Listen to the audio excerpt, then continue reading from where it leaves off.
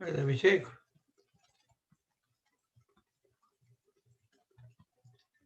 Abhishek Maharaj is going to be a few minutes late, so let's start the Kirtan.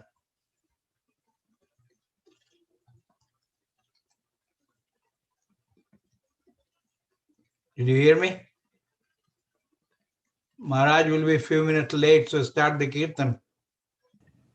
Okay. Namo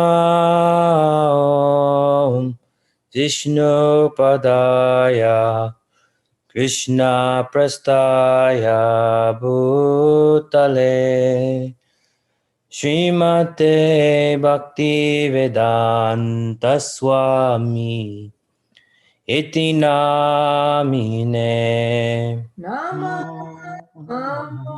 Om Vishnu Padaya Krishna Prastaya Bhutale Srimate Bhakti Vedanta Swami Iti Namine Namaste Saraswati Devim Gauravani Pracharine Nirvishesha Shunyavadi Pastachadeshatarine Namaste Saraswati Deve Gauravani Pracharine Nirvisesha Sunyavadi Pastyatya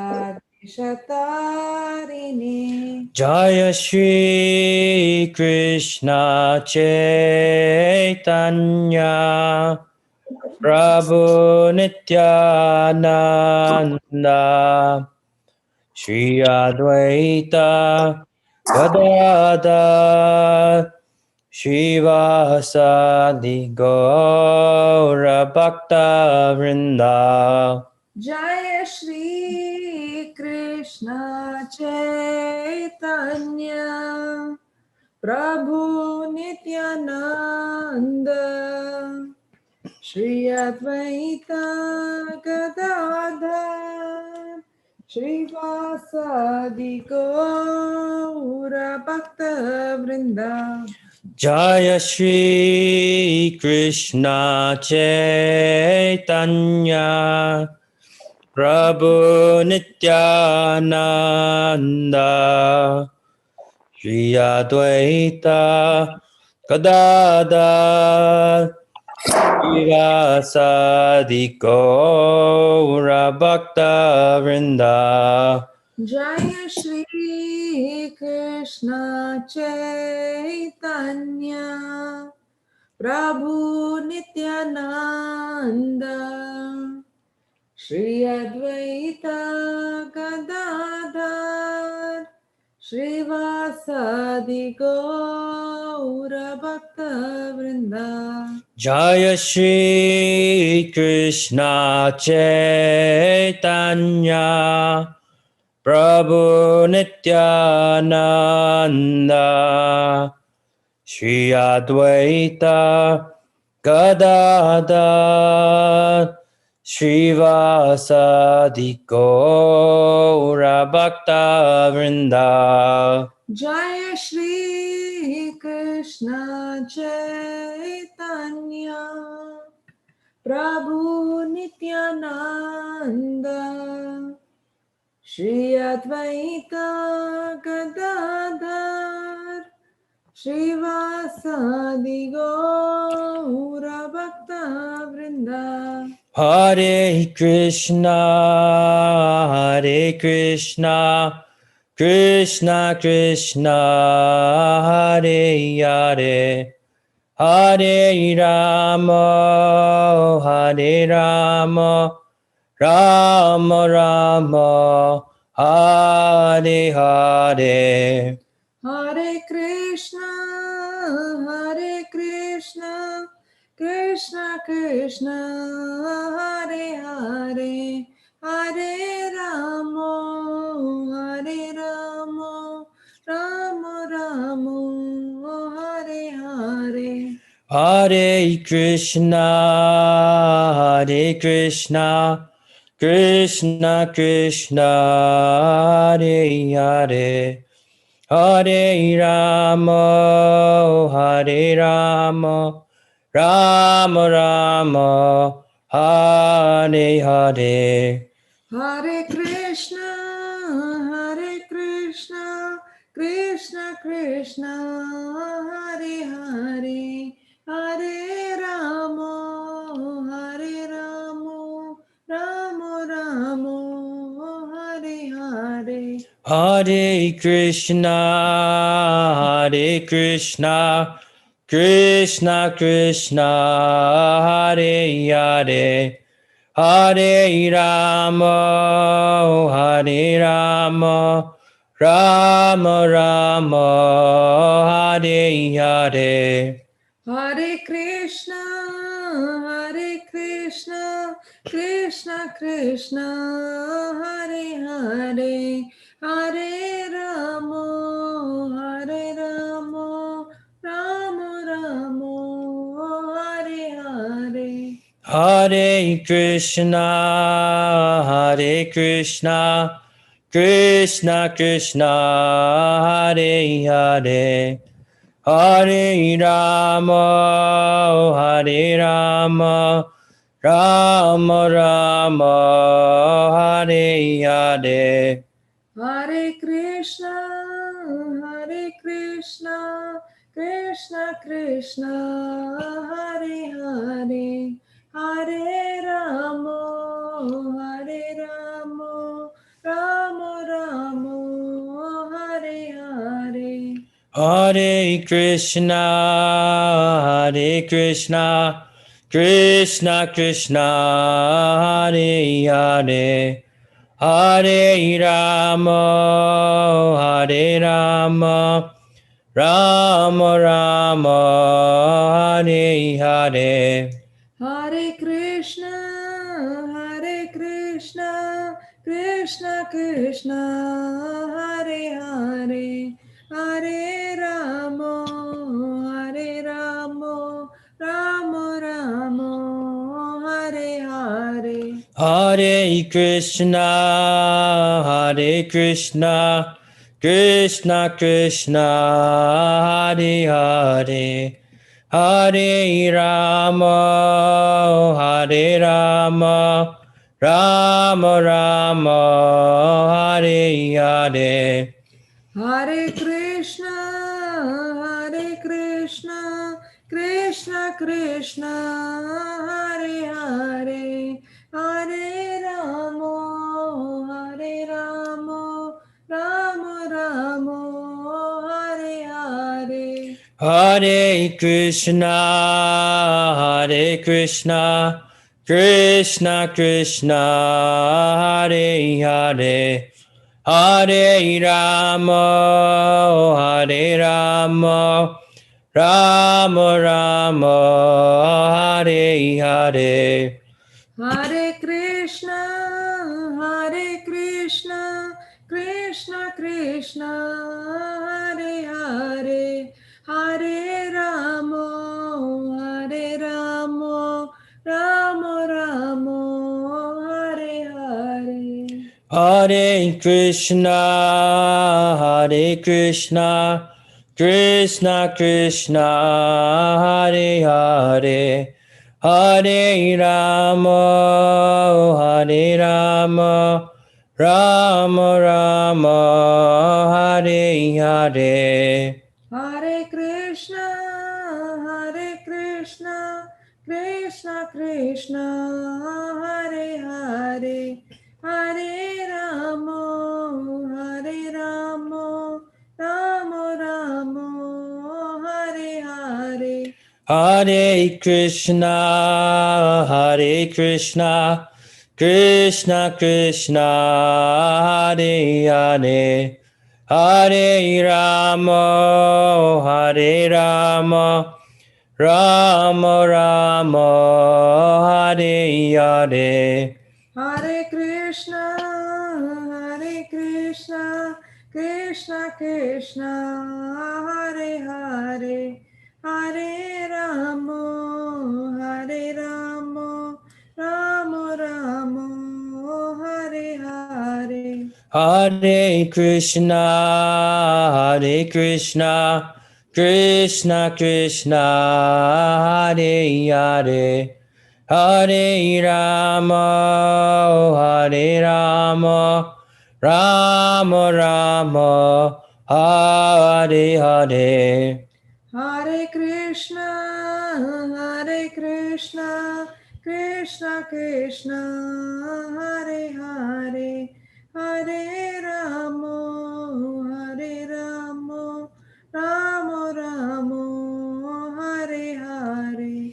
Hare Krishna, Hare Krishna, Krishna Krishna, Hare Hare, Hare Rama, Hare Rama, Rama Rama, Hare Hare.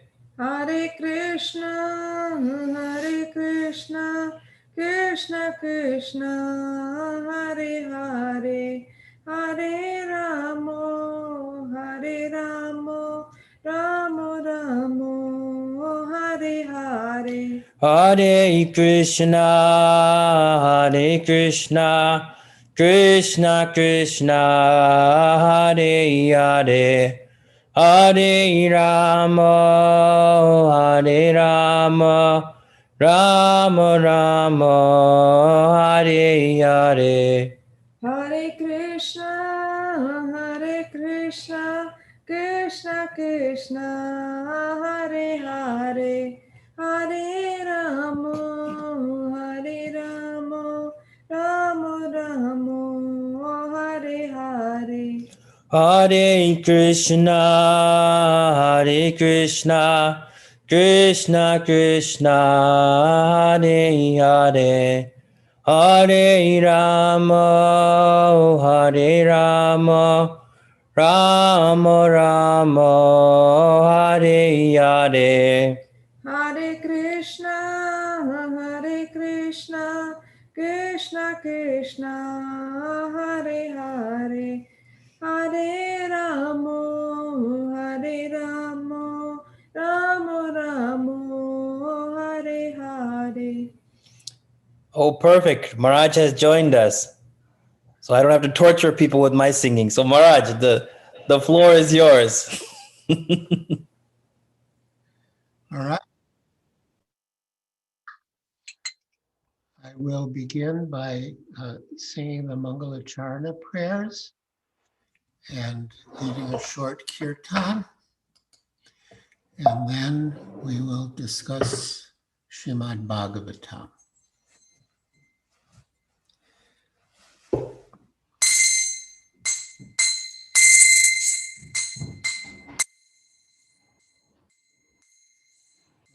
Vandeham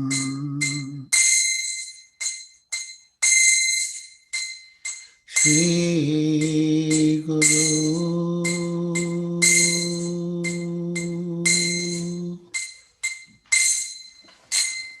Shri Yuta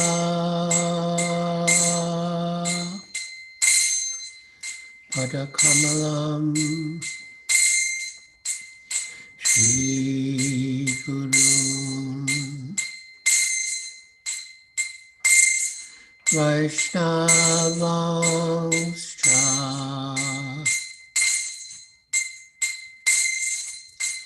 Shri Rupam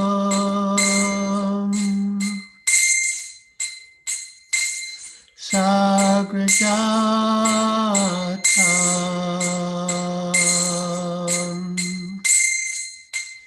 Sagana Raghunatham Vitam Stam Sajivam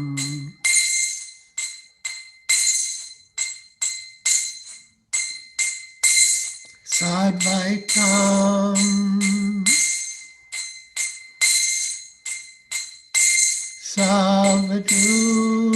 Savadutam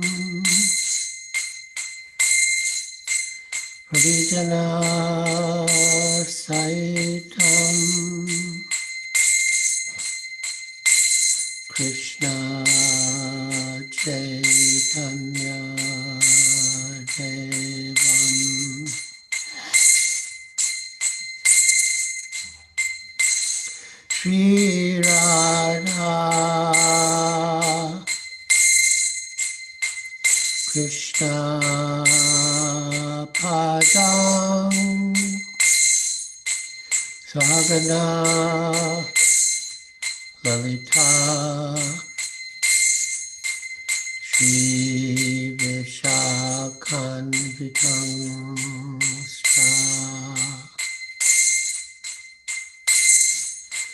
Namo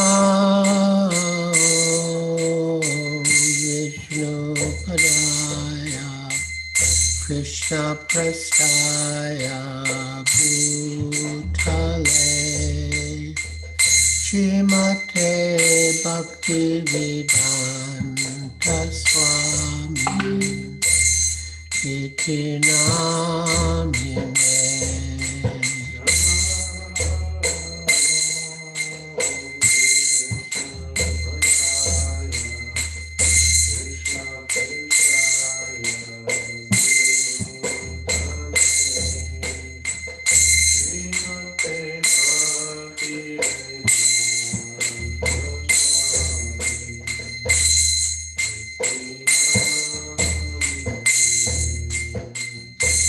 Namaste Saraswati Deve Gauravani Prachariye Nirvishesha Shunyavadi Paschatari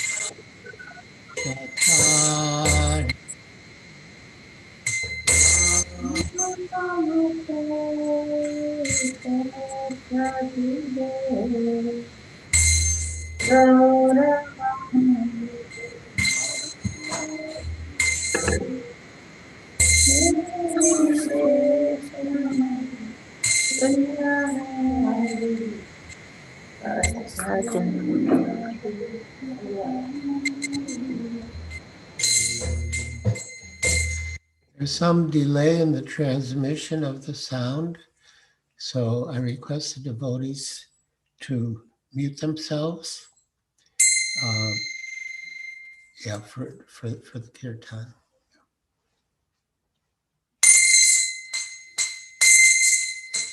Sri Krishna Chaitanya Prabhu Nityananda Shri Advaita Gadadhar Srivasadi Gaur Bhakta-vrinda.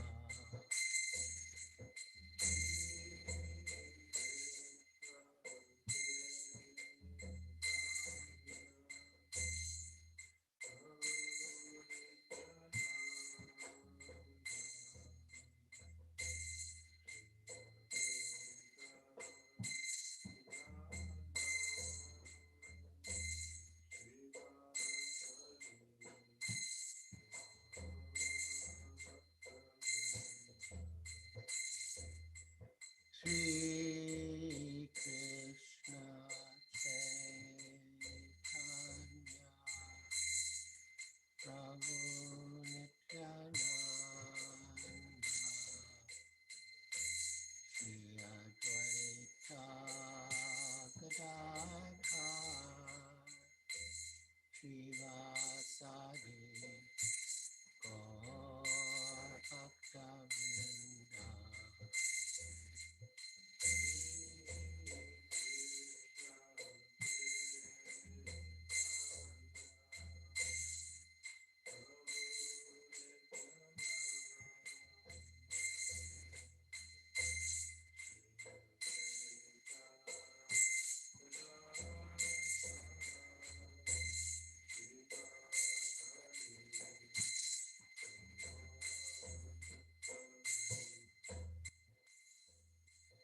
Sri Krishna Chaitanya Prabhu Nityananda Shri Advaita Gadadhar Shivasadi Gaur Bhaktavinda.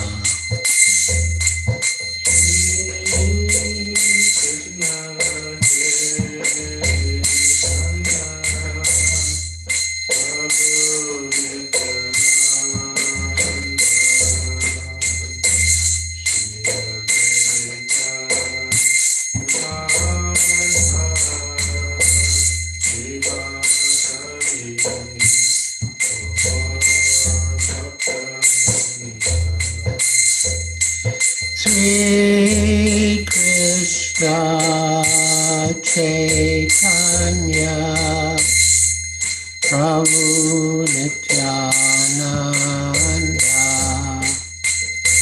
Shri Advaita Gadadhar Shivasadi Gaur Bhaktavinda.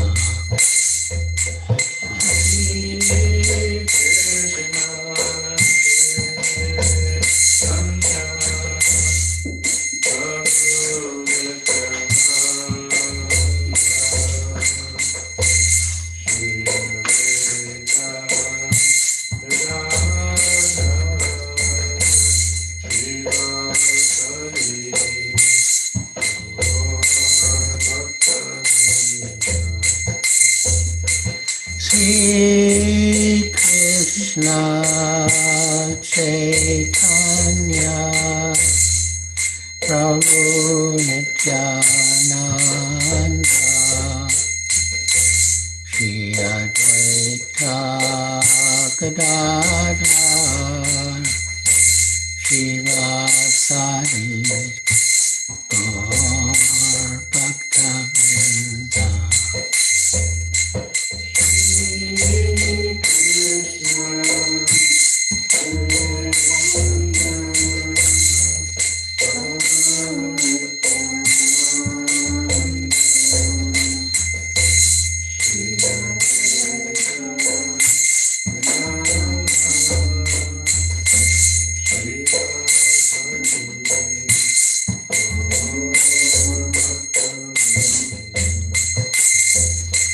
Sri Krishna Chaitanya Prabhu Nityananda Shri Advaita Gadadhar Shivasadi Gaur Bhaktavinda.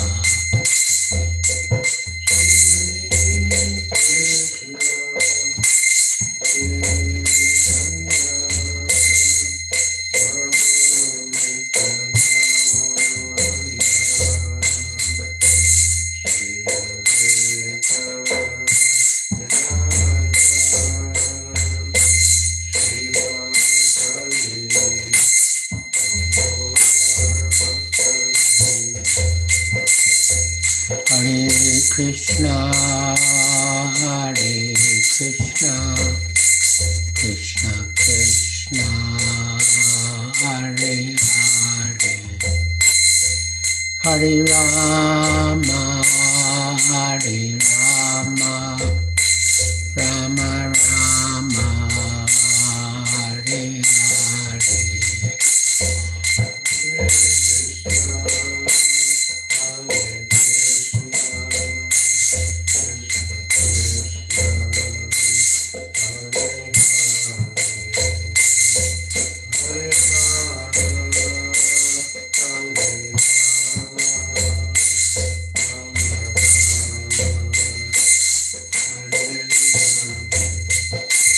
Hare Krishna, Krishna Krishna, Hare Hare, Hare Rama, Rama Rama, Hare Hare.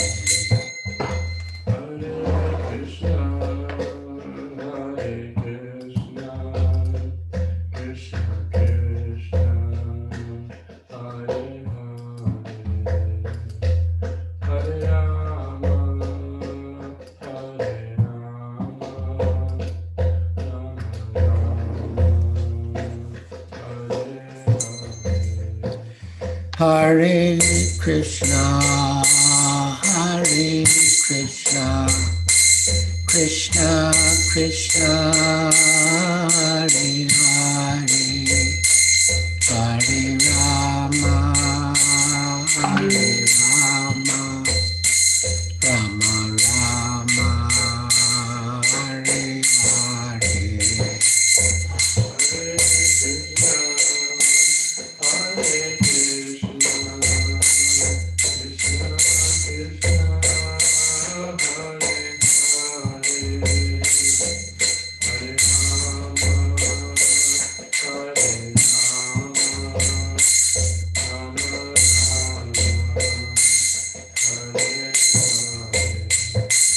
Hare Krishna, Hare Krishna, Krishna Krishna, Hare Hare, Hare Rama, Hare Rama, Rama Rama, Hare Hare.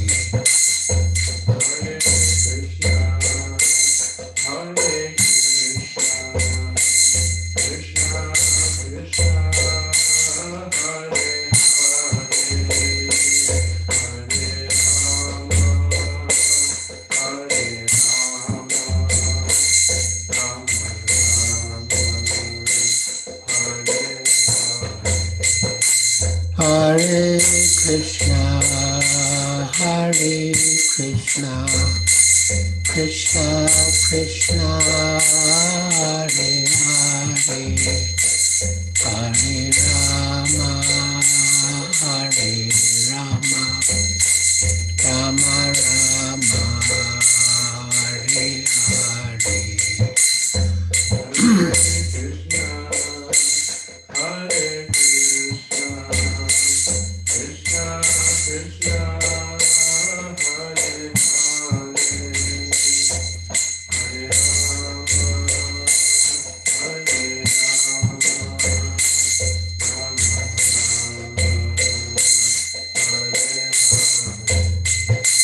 Hare Krishna, Hare Krishna, Krishna Krishna, Hare Hare, Hare Rama, Hare Rama, Rama Rama, Hare Hare.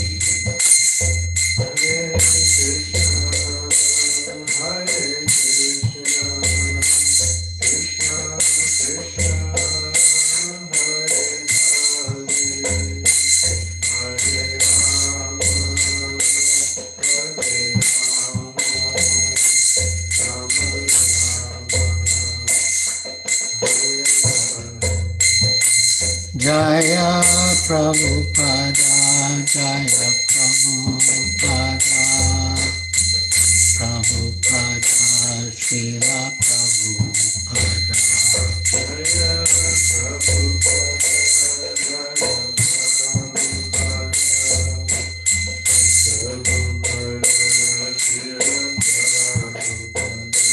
Jaya Prabhupada, Jaya Prabhupada, Prabhupada, Srila Prabhupada.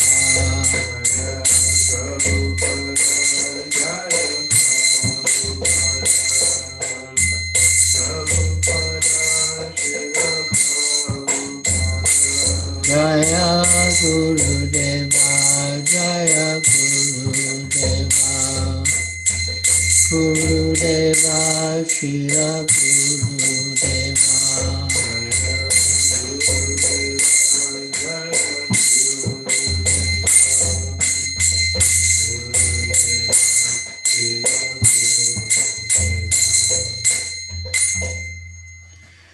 Jayam Vishnupad Paramhansa Pariprajakacharya Stotra Sutasri Srimad Bhaktivedanta Swami Prabhupada Ki Jai. ISKCON founder Acharya Srila Prabhupada Ki Jai. Jayam Vishnupad Paramahansa Pariprajakacharya Stotra Sutta Sri Srimad Bhakti Siddhanta Saraswati Goswami Prabhupada Ki Jai. Anantakoti Vaishnavrinda Ki Jai. Namacharya Srila Haridas Thakur Ki Jai. Prem Se Kaho Sri Krishna Chaitanya Prabhu Nityananda Shri Advaita Gadadhar Shivasadi Gaur Bhakta Ki Jai. Shri Shri Radha Krishna Gopa Gopinath Shamakunda Radha Kundagiri Govardhan Ki Jai. Vrindavan Dham Ki Jai. Navadvip Dham Ki Jai. Jamuna Mai Ki Jai. Ganga Mai Ki Jai. Tulsi Devi Ki Jai. Bhakti Devi Ki Jai. Samveta Bhakta Vrinda Ki Jai. Nitai Gaur Premanande Hari Hari Bol. All glories to the assembled devotees. All glories to the assembled devotees. All glories to the assembled devotees. All glories to Sri Guru and Sri Gauranga. All glories to Srila Prabhupada.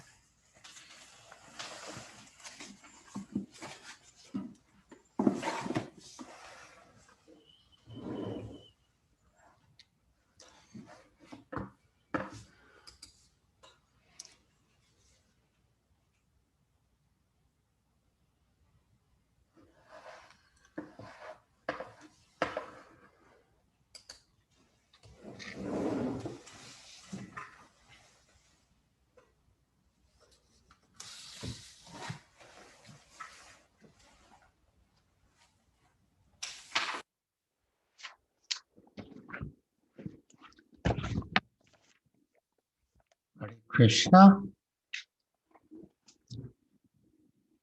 My dear devotees, as far as possible, please turn on your cameras so we can see your moon-like faces, and it will be more personal. Today, we shall read Srimad Bhagavatam, Canto 10, Chapter 14, Brahma's Prayers to Lord Krishna, Text 8. Now, this verse is mentioned in the Nectar of Devotion. And before I read the verse in Srimad Bhagavatam, I will read you what the Nectar of Devotion says.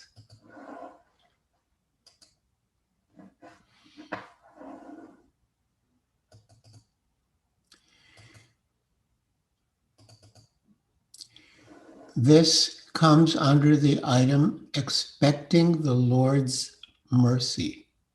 It's one of the items of devotional service. And this is described in chapter 10 of the Nectar of Devotion.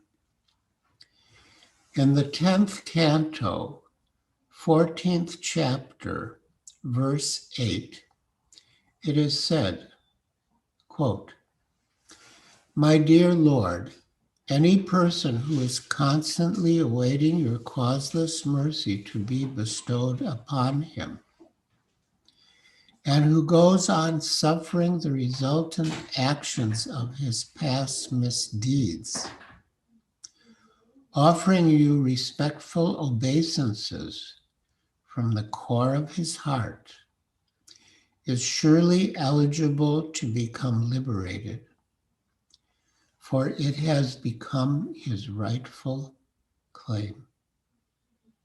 End quote. This statement of Srimad Bhagavatam should be the guide of all devotees. I'll read that again. This statement of Srimad Bhagavatam should be the guide of all devotees. A devotee should not expect immediate relief from the reactions of his past misdeeds. No conditioned soul is free from such reactionary experiences. because material existence means continued suffering or enjoying of past activities. If one has finished his material activities, then there is no more birth. This is possible only when one begins Krishna conscious activities, because such activities do not produce reaction.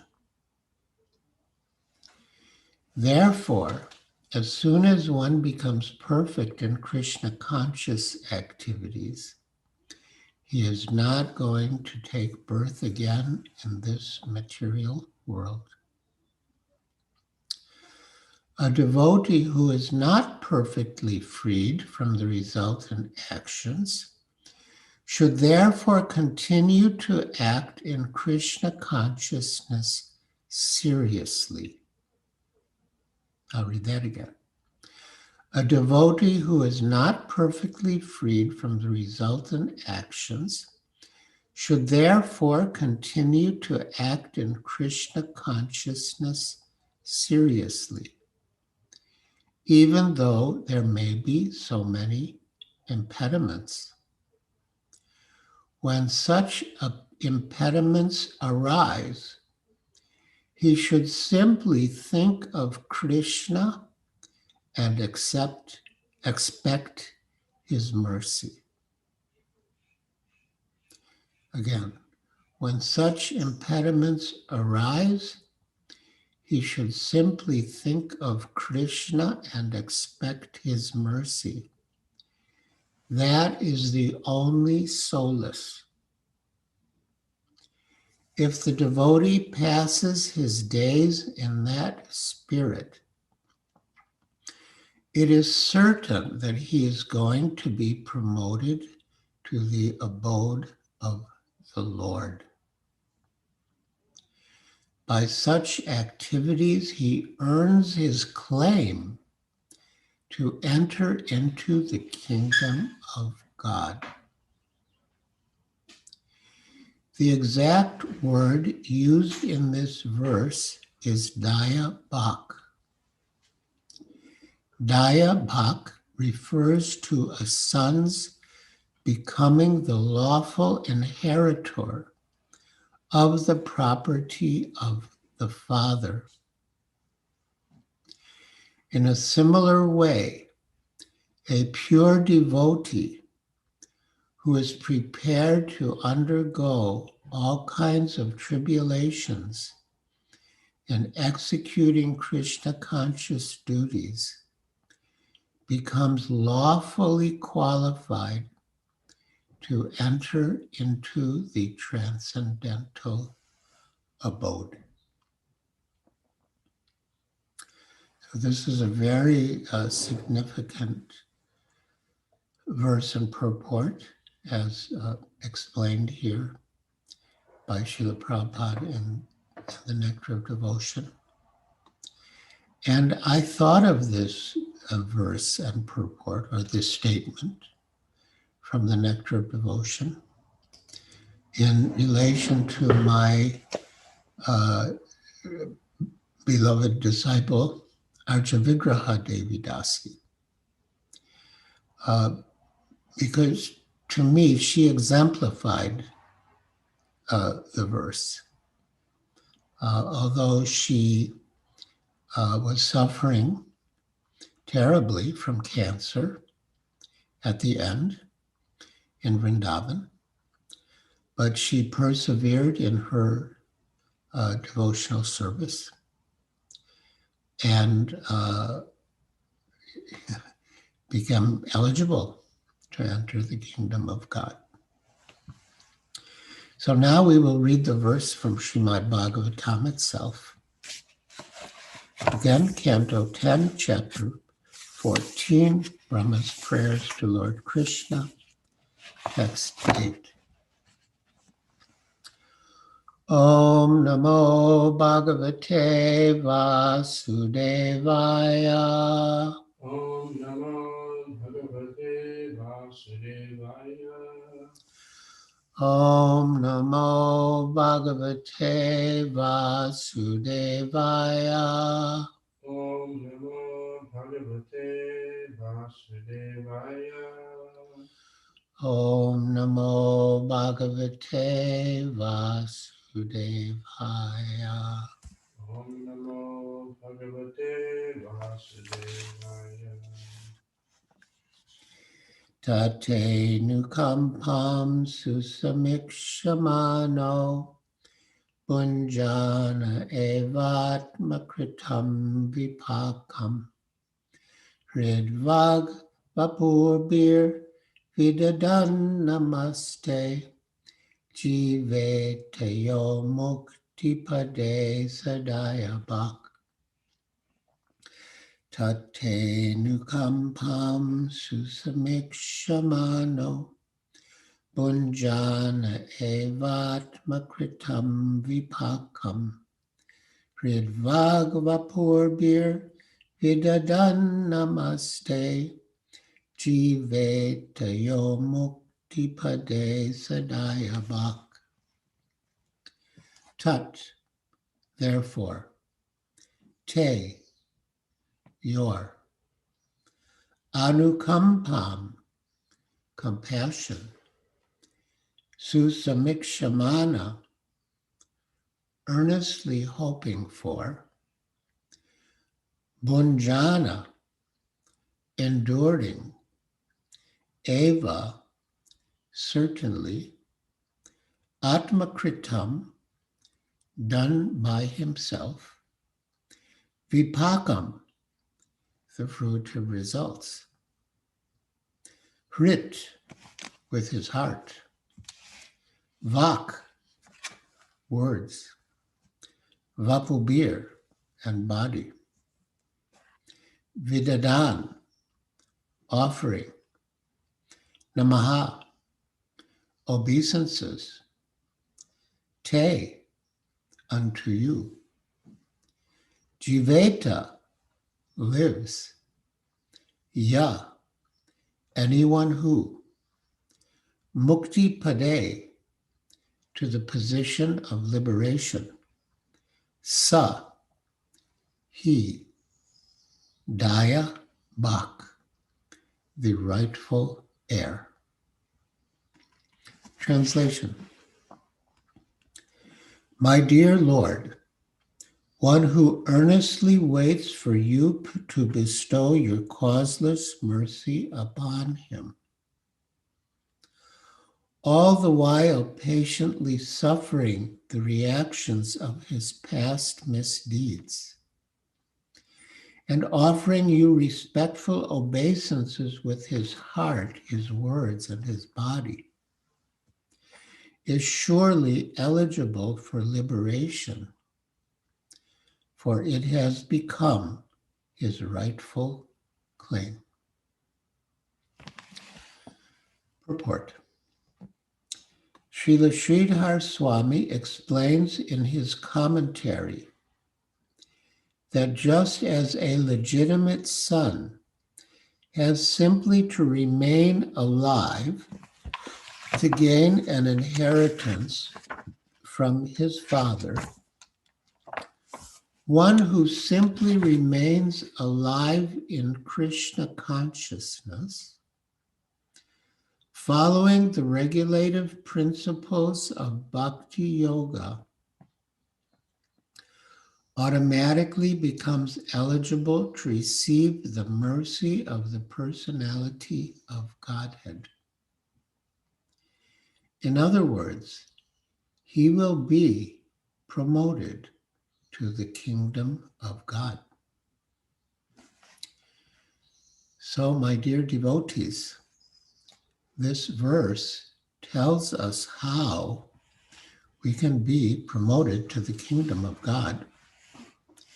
And basically, we just have to remain alive in Krishna consciousness, following the regulative principles of bhakti yoga, tolerating whatever impediments or difficulties may come along, and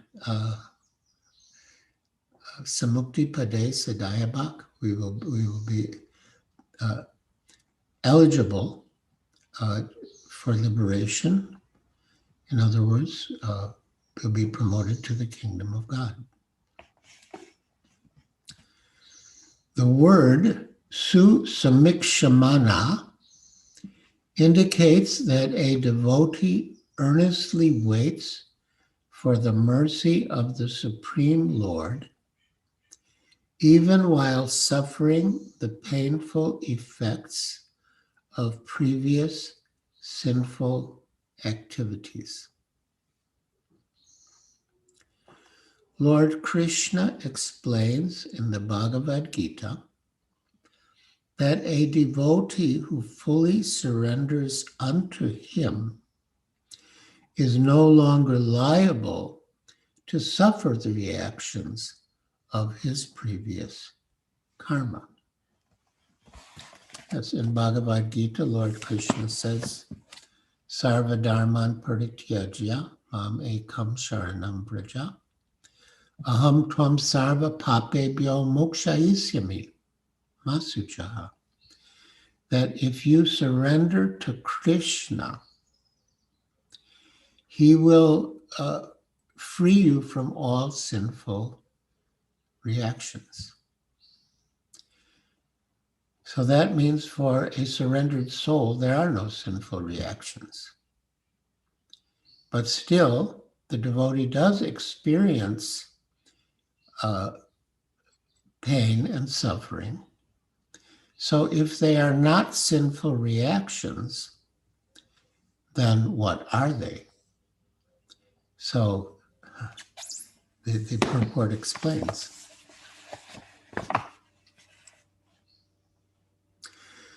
Lord Krishna explains in the Bhagavad Gita that a devotee who fully surrenders unto him is no longer liable to suffer the reactions of his previous karma. Srila Prabhupada also made an interesting statement in relation to the karma of a devotee who surrenders to the Lord. And he said that the Lord takes your karma and holds it for you, and then releases it at the times and in the ways that it can most benefit the devotee.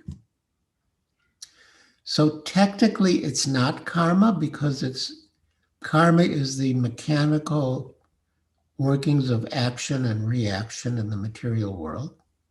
So technically it's not karma, but it resembles karma, because what's happening is Krishna is taking your karma and holding it and then releasing it at such times and in such ways as will best benefit the devotee.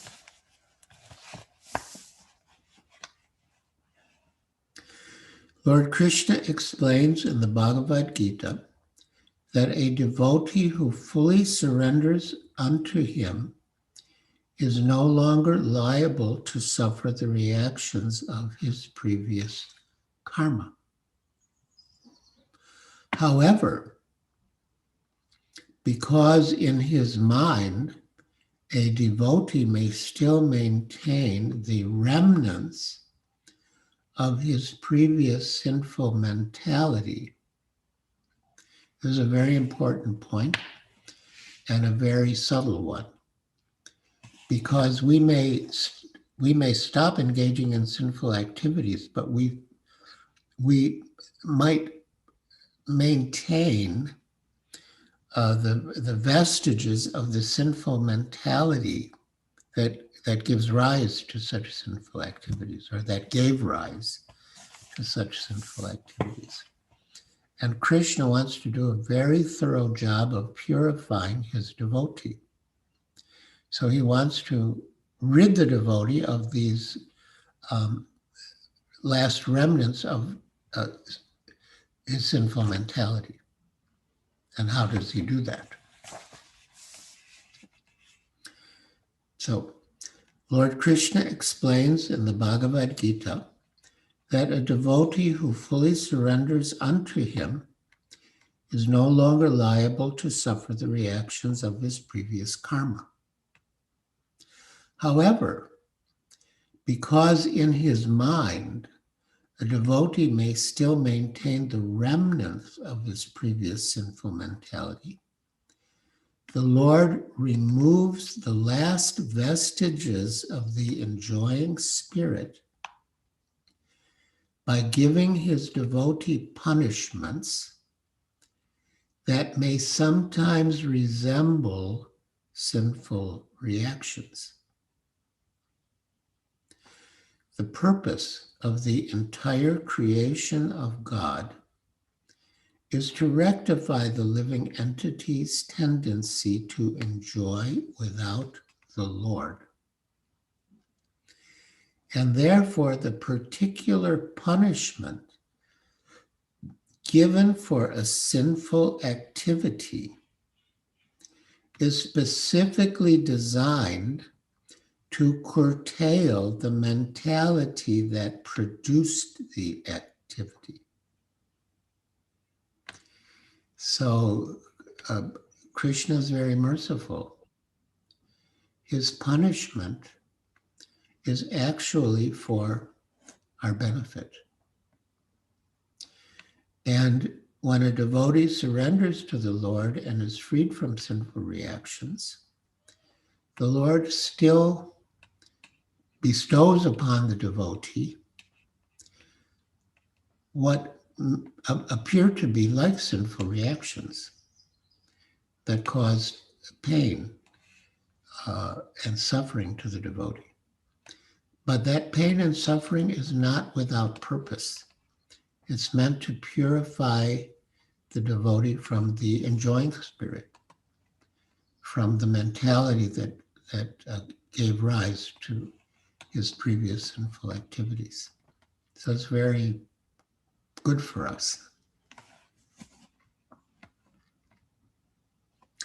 Although a devotee has surrendered to the Lord's devotional service, until he is completely perfect in Krishna consciousness, he may maintain a slight inclination to enjoy the false happiness of this world. The Lord therefore creates a particular situation to eradicate this remaining enjoying spirit.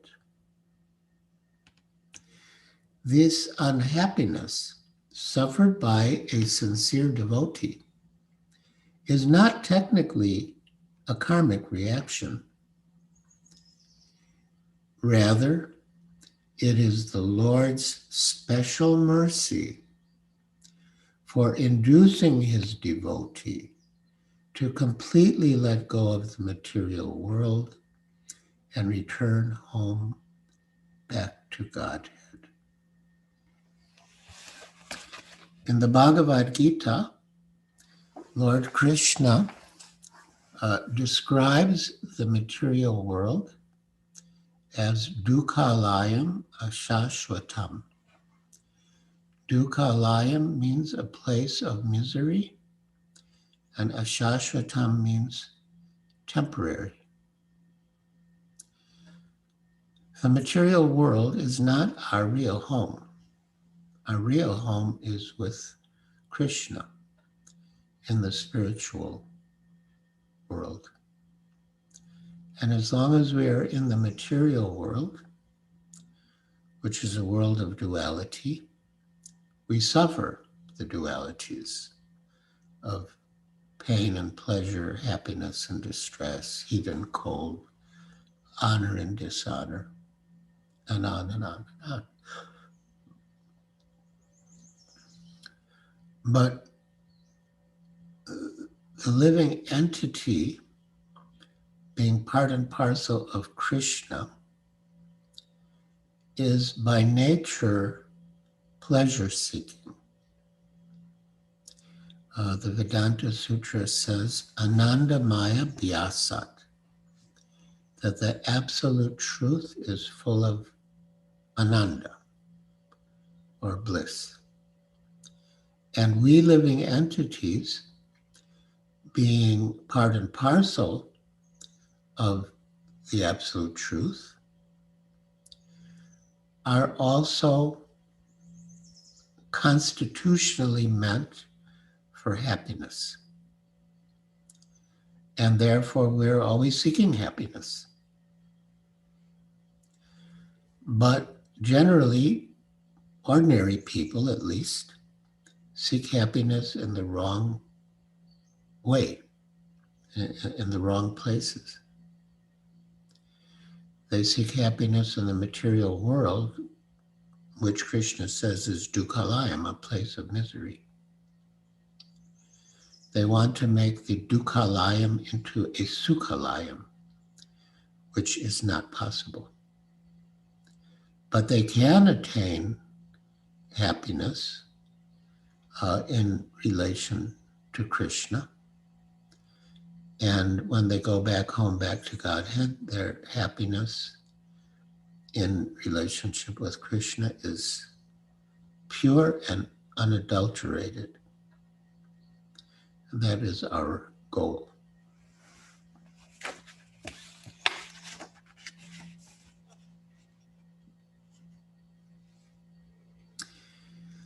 This unhappiness suffered by a sincere devotee is not technically a karmic reaction.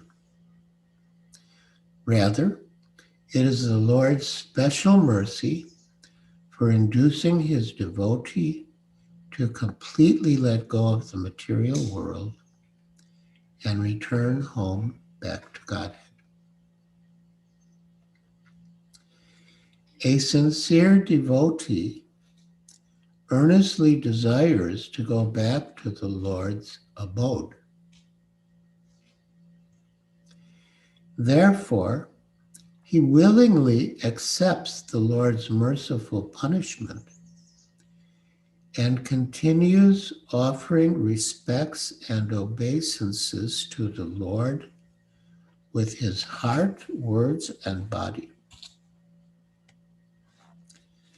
Such a bona fide servant of the Lord, considering all hardship a small price to pay for gaining the personal association of the Lord, certainly becomes a legitimate son of God, as indicated here by the words Daya Bhak. And again, Daya Bhak means rightful heir, you could say.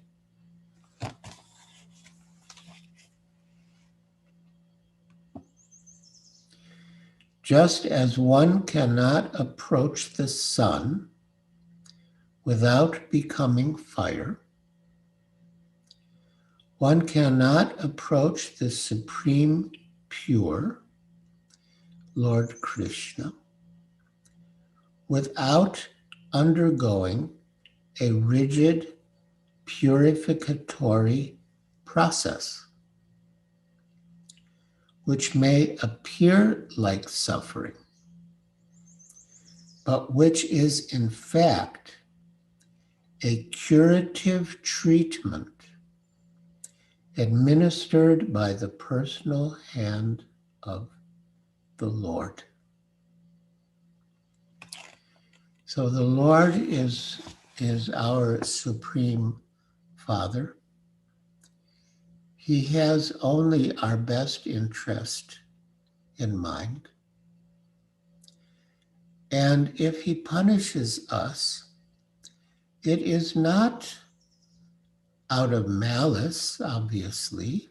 It is not because he is cruel, certainly, but it is because he wants us to come back to him,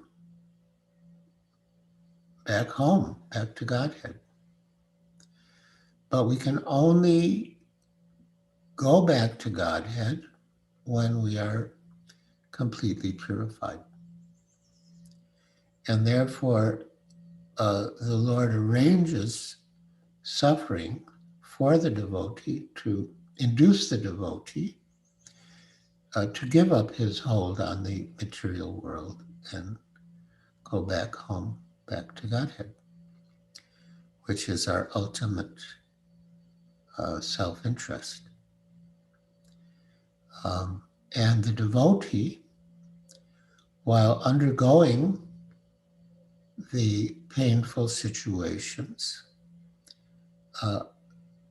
first of all, appreciates the painful situation as the Lord's mercy, and he expects the Lord's mercy to take him back home, back to Godhead.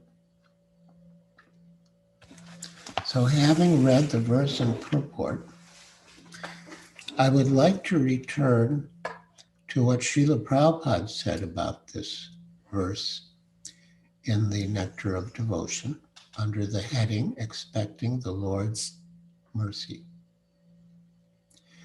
In the 10th canto, 14th chapter, verse 8, it is said, "My dear Lord, any person who is constantly awaiting your causeless mercy to be bestowed upon him, and who goes on suffering the resultant actions of his past misdeeds, offering you respectful obeisances from the core of his heart, is surely eligible to become liberated, for it has become his rightful claim." This statement of Srimad Bhagavatam should be the guide of all devotees. A devotee should not expect immediate relief from the reactions of his past misdeeds. No conditioned soul is free from such reactionary experiences because material existence means continued suffering or enjoying of past activities. If one has finished his material activities, then there is no more birth. Srila Prabhupada has given the example of the turning of a fan. That when the devotee surrenders to Krishna, it's like turning off the fan, turning off the power of the fan. But there's still some momentum in the turning of the fan. But gradually, it will become less and less. It will turn slower and slower, and then finally it will stop.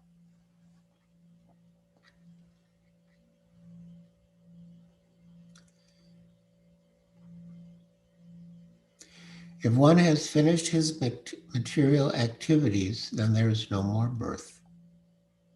This is possible only when one begins Krishna conscious activities, because such activities do not produce reaction. Therefore, as soon as one becomes perfect in Krishna conscious activities, he is not going to take birth again in this material world.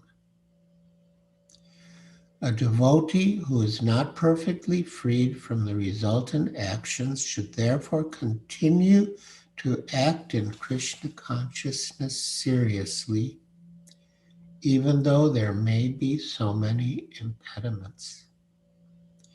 And when such impediments arise, he should simply think of Krishna and expect his mercy.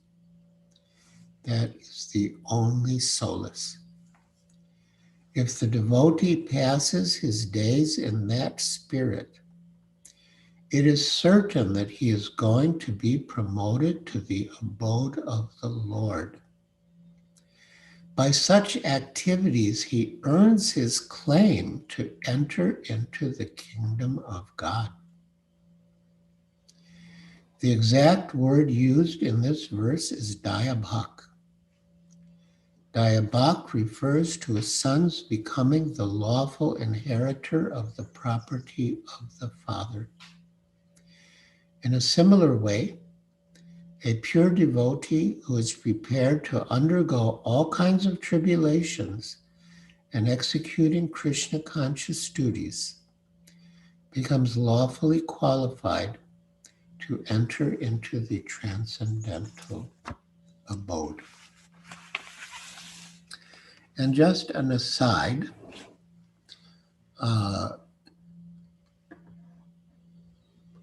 when Lord Chaitanya went to Jagannath Puri, he met Sarvabhauma Bhattacharya, who was a learned pundit. You could say the chief pundit in the court of the king, Maharaj Prataparudra.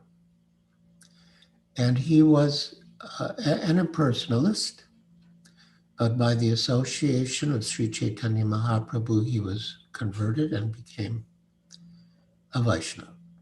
He became a personalist. And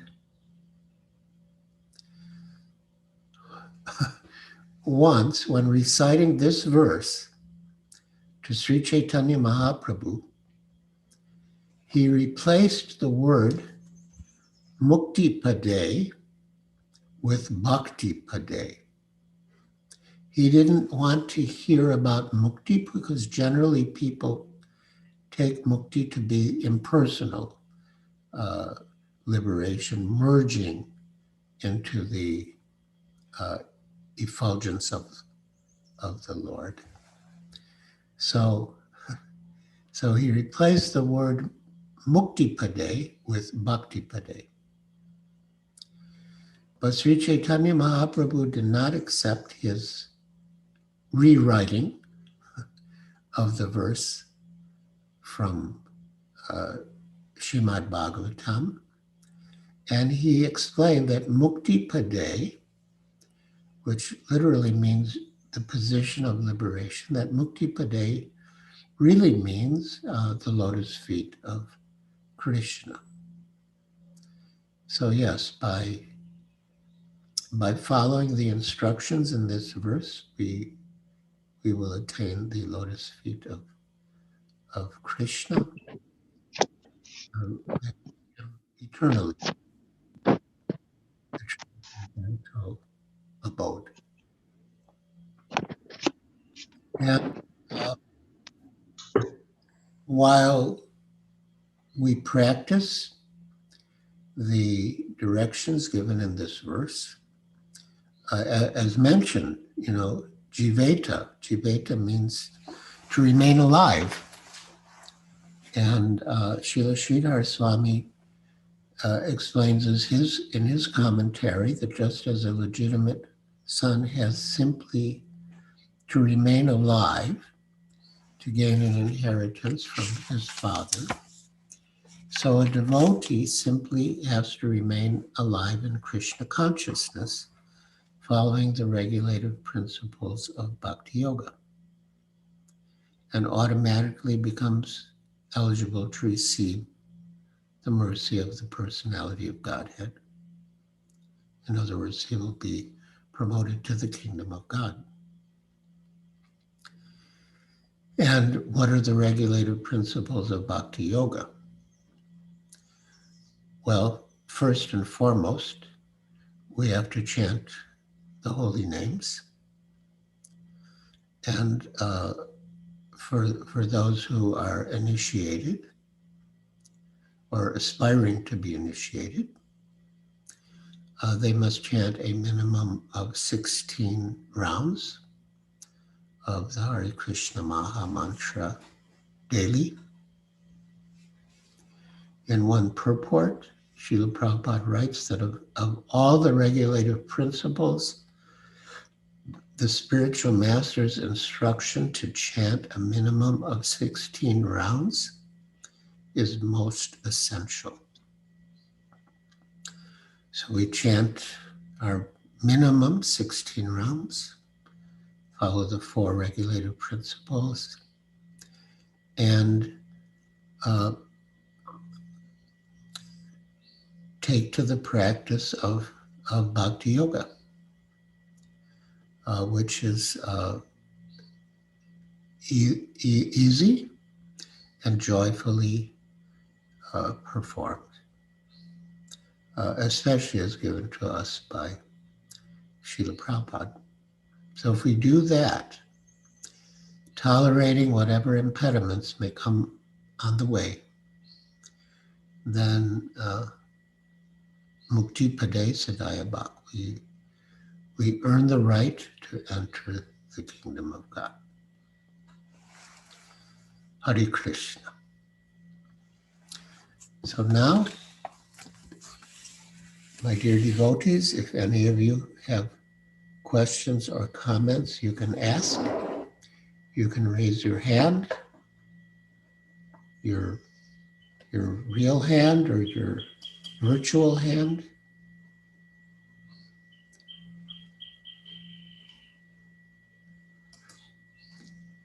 And again, as far as possible, please turn on your cameras so we can see your moonlight faces and experience your participation in a more personal way.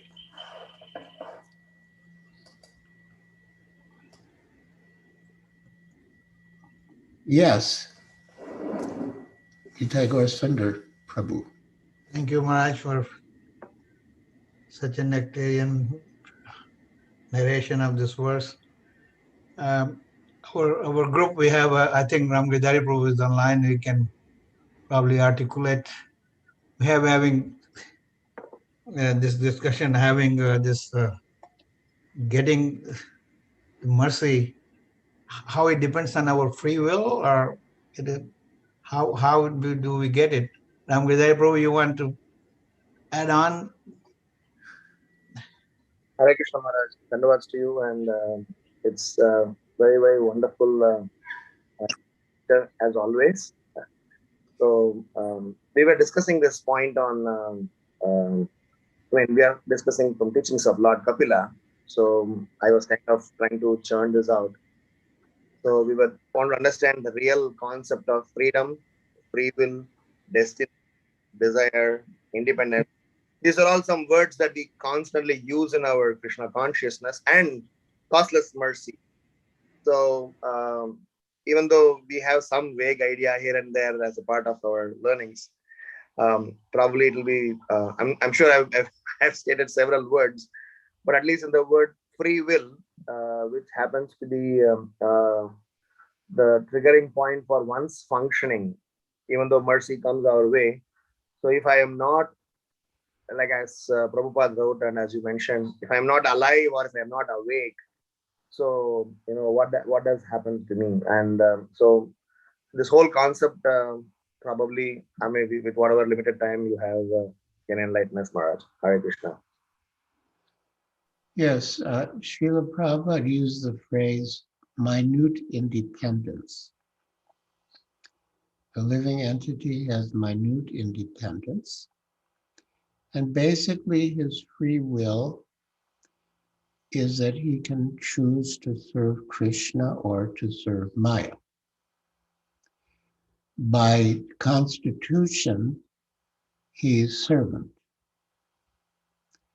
Srila Prabhupada explains that the root of the word dharma is dra, and dra conveys the meaning of an intrinsic quality, that which cannot be separated from something. For example, the dharma of sugar is to be sweet.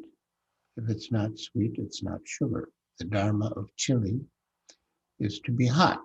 If it's not hot, it's not chili. So what is the dharma of the living entity?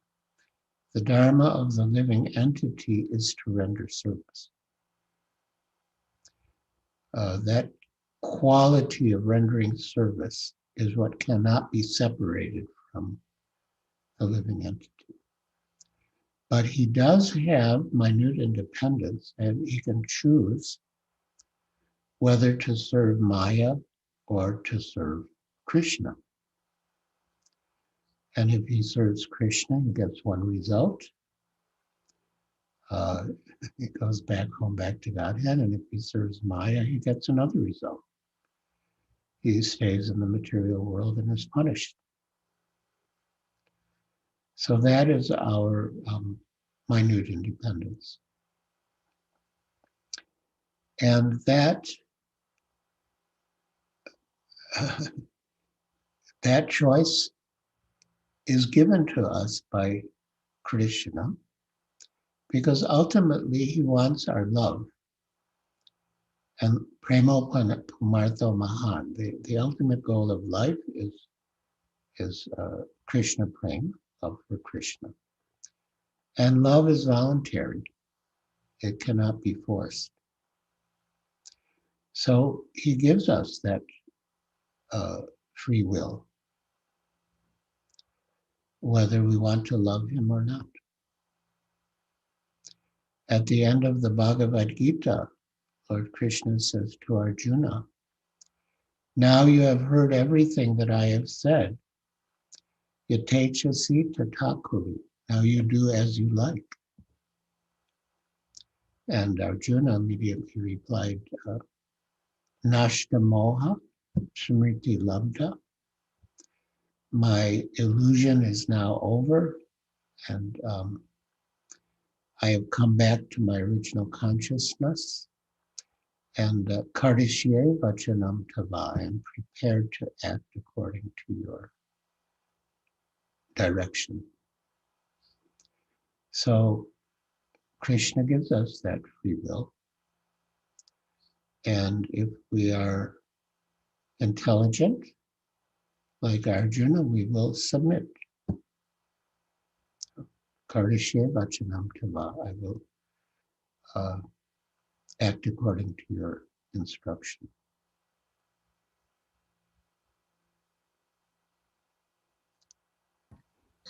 Arch, thank you so much. I wish I get more some time to churn this out, because this topic is very intriguing, because it takes our endeavor. If we miss that part, slightest mistake on not utilizing our independence correctly, then probably we miss the great chance. And quite often in this material context, we keep getting allured and pulled by several people and several things. So we always look for somebody overpower and control and dominate and make me Krishna conscious in spite of my free will. So that's where the interest is. So, but in any case, thank you so much for your wonderful response, Maharaj. I will meditate on them, and probably in the next opportunity we can churn more. Maybe there are others to ask questions. Hare Krishna.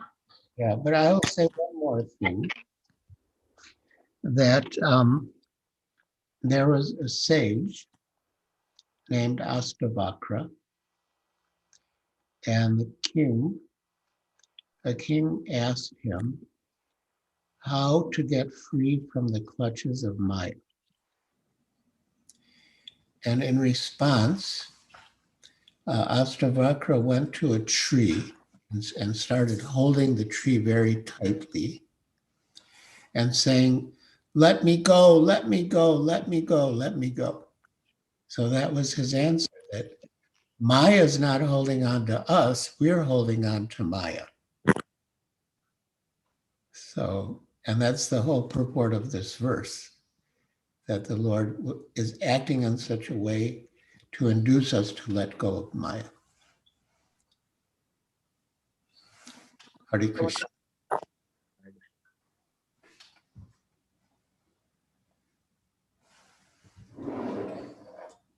Yes, there's a hand.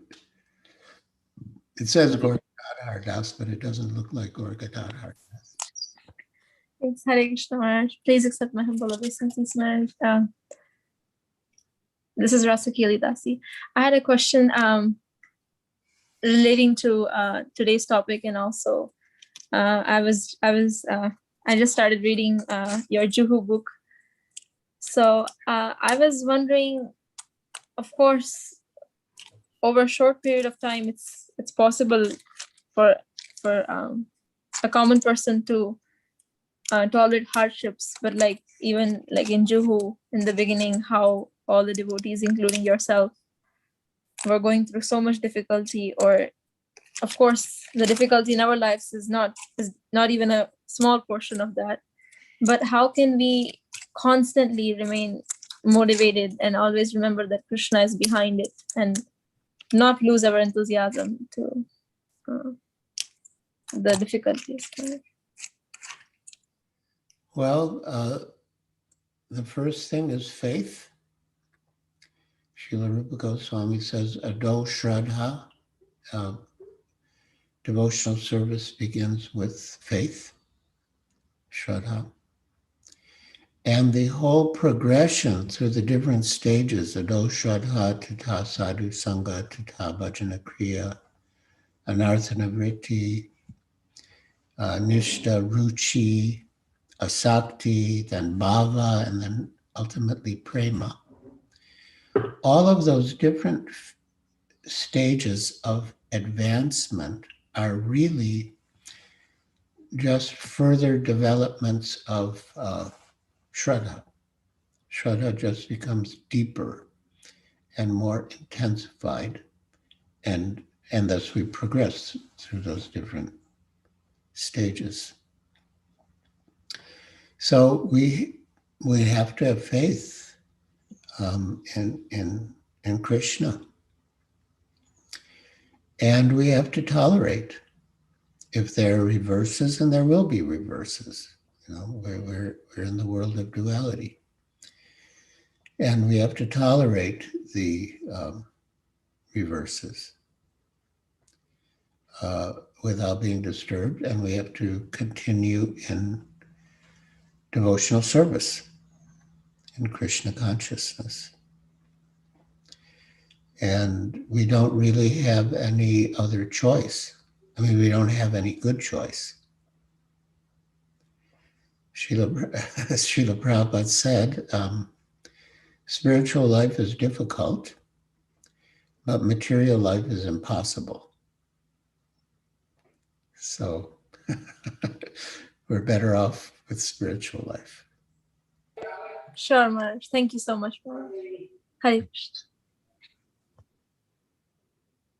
Hare Krishna. Giriraj Swami, today you read from the Nectar Devotion, Expecting the Lord's Mercy. And I heard a class by Mahatma Prabhu. He said that a pure devotee won't ask Krishna for anything. Like, even if he's hungry, he won't ask Krishna, for food. So in one sense, I'm expecting food or prasad, but how do I do service without expecting anything in return? Like, not even food. If I'm dying of starvation, I'm gonna pass out, I'm still gonna keep serving you, God. How can I get to that stage?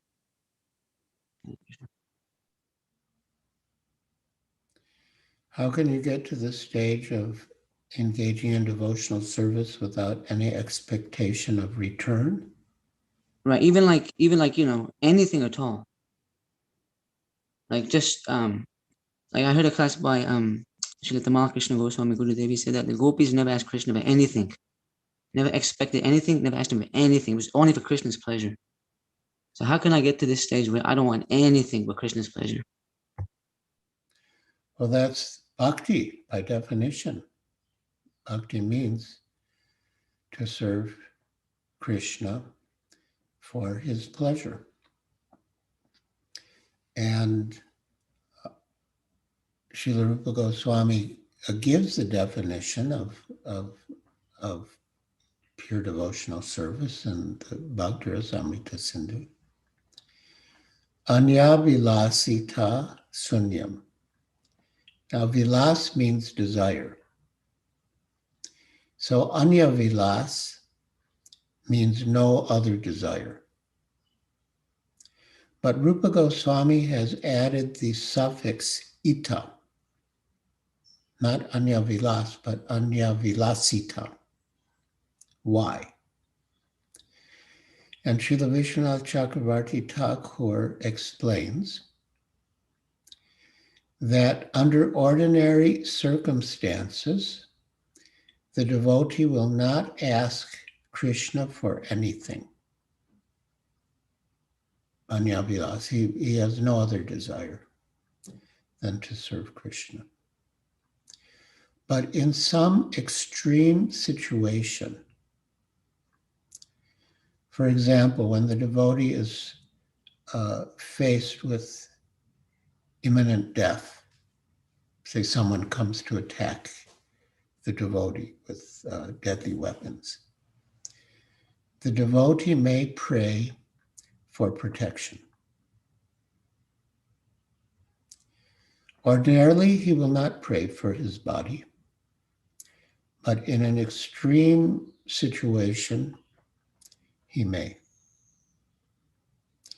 And that falls within the definition of pure devotional service, Anya Vilasita, because under ordinary circumstances, he won't pray for anything material, such as bodily protection. But in an extreme situation, he may. And that does not place him outside pure devotional service. So, yes, we want to serve Krishna for Krishna's pleasure, but, you know, by this precise definition, anyavilasita shunyam, one may, in extreme circumstances, pray for material protection. I won't even say material protection, but pray for the protection of the body. So, yeah, but otherwise in general, it's true. We don't want anything material in return for our devotional service.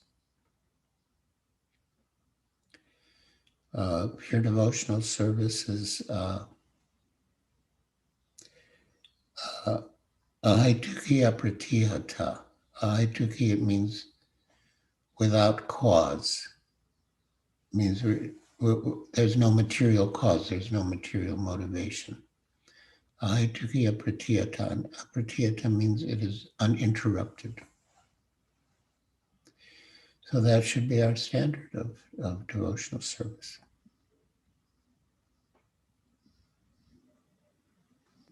Hare Krishna. Hare Krishna.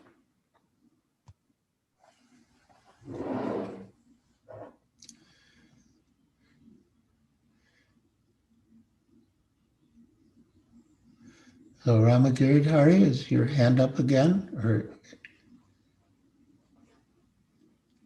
Hari Kumar, just in case if you have a minute, I'd like to have another question. all right. Well, Santi has her hand. Well, why don't we give her a chance first, and then we'll come back to you. Hare Krishna, Guru Maharaj. Hare Krishna. Hare Krishna. Guru Maharaj, kindly enlighten us on Bhav Bhakti and Prem Bhakti. Yes, so there are 9 stages in the development of sadhana bhakti. No, excuse me, there are 9 stages in the development of bhakti. And the first 7 come in the category of sadhana bhakti. And bhava bhakti means that the heart of the devotee is touched by or infused with the Hladini Shakti and the Sambit potency. And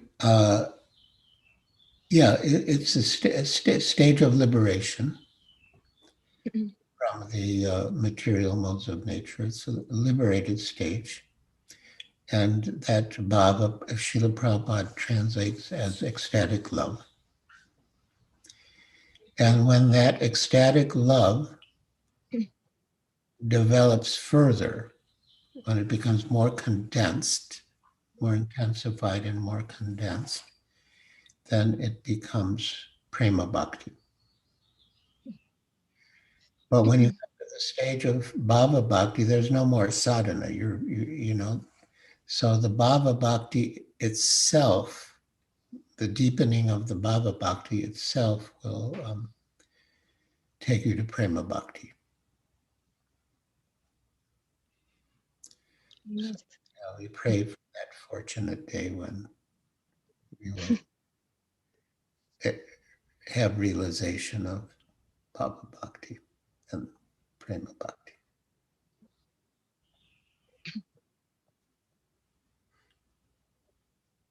Okay, thank you, Guru Maharaj. Hare Krishna. Hare Krishna. Hare Krishna.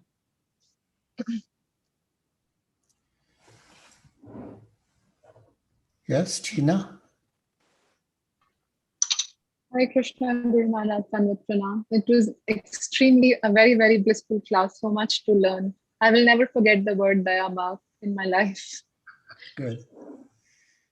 So I just had this one question that Krishna makes so many arrangements to take us back, by getting us purified. He inflicts so many sufferings on us. But sometimes even, being very loyal to God because of our past association, we make wrong desires also. We know that they're wrong.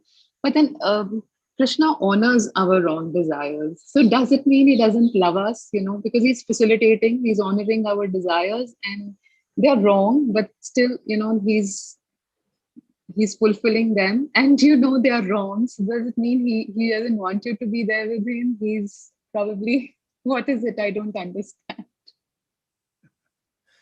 Oh yes, of course, Krishna loves you and he wants you to come back to him.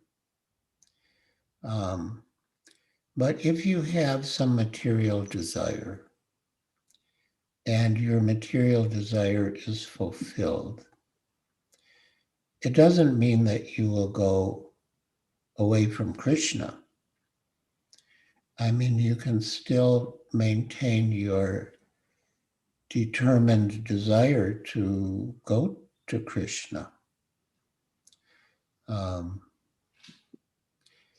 I don't think that having a material desire fulfilled is worse for you than having a material desire unfulfilled. In fact, you could take it as Krishna's mercy that he's fulfilling your material desire. So you don't have to worry about it anymore. And you could just focus on him.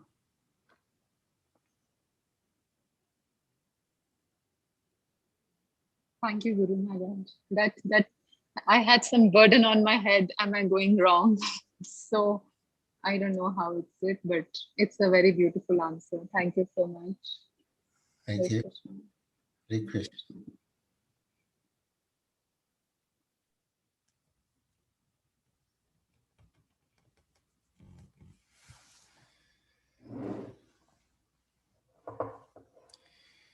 So, Ramgiridhari, would you like to continue?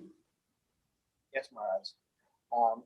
This is slightly, off the topic, but still it can be connected to the topic. I was in the Prabhupada quarters the other day in the temple, and we have also in Radha Madan Mohan, the new temple that's coming up in Mumbai. I saw a wording that the early struggles of Srila Prabhupada. So some pictures were there. I was just wondering that does this word struggle can ever be attached to an acharya? Because I always feel it is always a struggle from our perspective. But how come an acharya? So it is part of his project that Krishna had given. So he had apparently put himself through a situation by his personal choice to serve Krishna. So this struggle word, this is not, I'm just trying to be in the literal sense. in an Acharya's life, when we see any Madhavendra Puri's story or Srila Prabhupada's life or various other things. So in connection to this current context that we were discussing, so should we call that as a struggle or should we call it as something else? So that's my question. Should you call it as a struggle or call it as? Or something, maybe, mercy or, another, word, because the struggle seems like a conditioned soul. I mean, why? If it's just English, that's fine. But if it's beyond that, so I was just wondering on that part. Why can't a liberated soul struggle? Because according to this verse, the challenge is also mercy of the Lord. So, what we just read today in the Bhagavatam. So, anything that is coming the way of a devotee, even if it is a challenge, like Kunti Maharani says, the challenge is my mercy. So, we may name it as challenge, but technically it is mercy.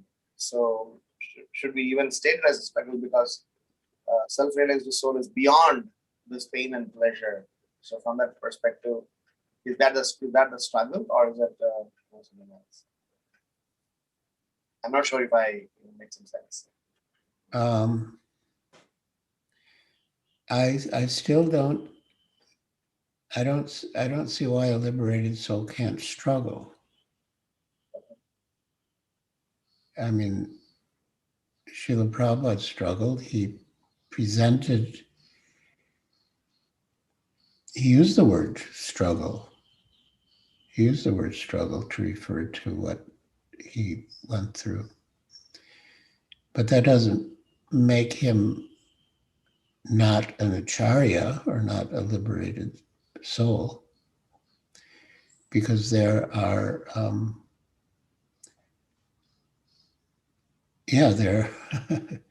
there are struggles even for liberated acharyas. There was one devotee who, he had his own following in Hawaii. His name was Sai. And his approach to Krishna consciousness was very mellow, very mellow. But eventually he, along with all of his followers, surrendered to Srila Prabhupada, and Sai was initiated by Srila Prabhupada, became Siddha Swarup. But he still had that mentality of wanting everything to be very mellow and peaceful. So once he said to Srila Prabhupada, the one thing I can't stand about your disciples is they're always in anxiety. And Srila Prabhupada replied, that is their love. The gopis were always in anxiety for Krishna. So. Makes a lot of sense. Thank you, Maharaj.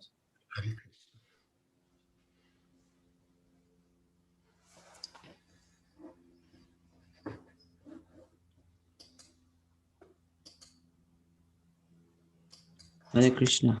Is it too late to ask another question, or may I? Not too late for me. Okay. Maharaj, I heard a class by Vaisheshika Prabhu. He said that you mentioned something about Maya has a customized package for each victim. Could you please talk about that?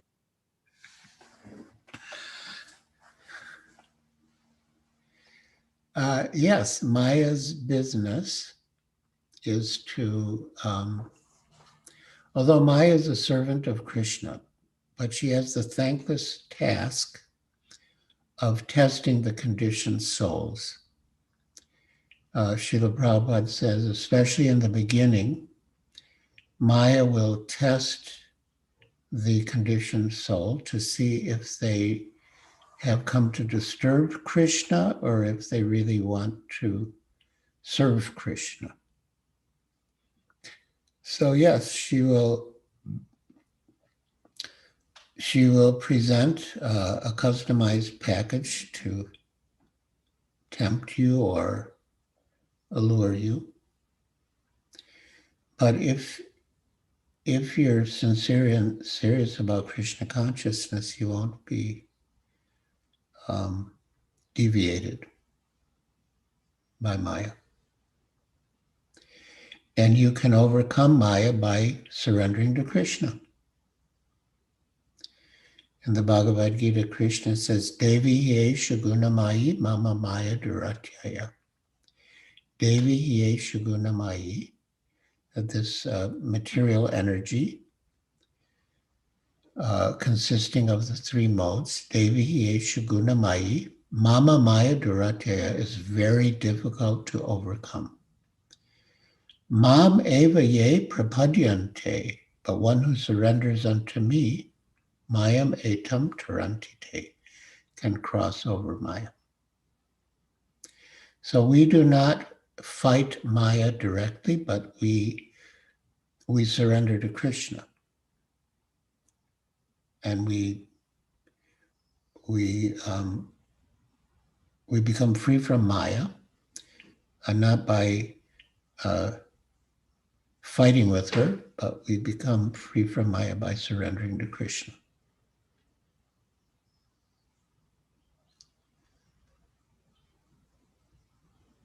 Thank you. Hare Krishna.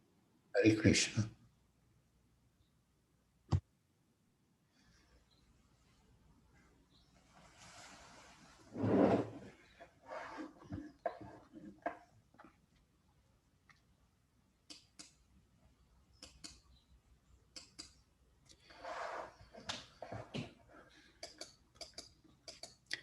Well, if there are no more questions or comments, we can conclude now. Oh, Prana has his hand up. I didn't see that. Hare Krishna Guru Maharaj, Danda Pranam Guru Maharaj. Hare So Krishna. the one actually, I remember, like you made me remind that I have to hear more lectures of yours to understand or get clarity of what Prabhupada meant. Because I was meditating that we are reading Prabhupada books, but I am lucky that Guru Maharaj is totally into Prabhupada. So when I hear his lecture, I get all the summary, everything in that only. I'm so grateful actually. Today's lecture was as if I heard many things for the first time after being so much time in the movement.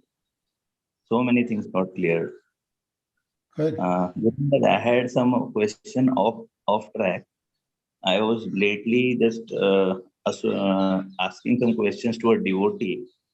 I asked him that before we fell down, we had a swarup and relation with Krishna. So can you throw some light? So he replied, we didn't fall from the spiritual world. This sentence actually created a doubt, or I didn't understand it. Then from my side, I asked, then the word back to Godhead itself gives an understanding that we were with Godhead. To which he replied, read the first Back to Godhead magazine. Its original used by Srila Prabhupada was back to a more religious orientation of life. He gave me that answer and said, if you are satisfied with your understanding, then Jai.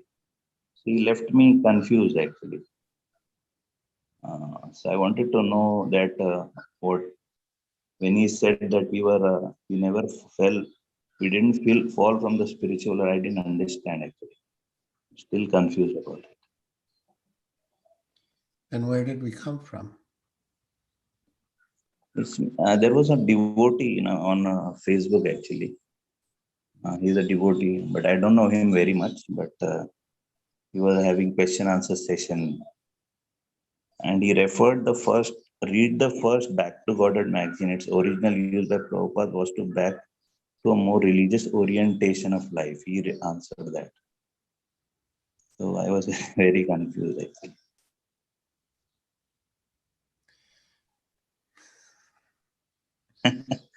I don't know. Yeah. Well, I mean, not just the name or the phrase back to Godhead, but there are many places where Srila Prabhupada refers to our going back to Krishna. Right. In the fourth canto, 28th chapter, there's a very nice verse and purport that does suggest that we were with Krishna and we came into the material world. And our purpose now is to go back to Krishna. You can look it up. I mean, I could read it, but I don't think it's necessary. But if you look at 4.28 point. well, if you want that exact,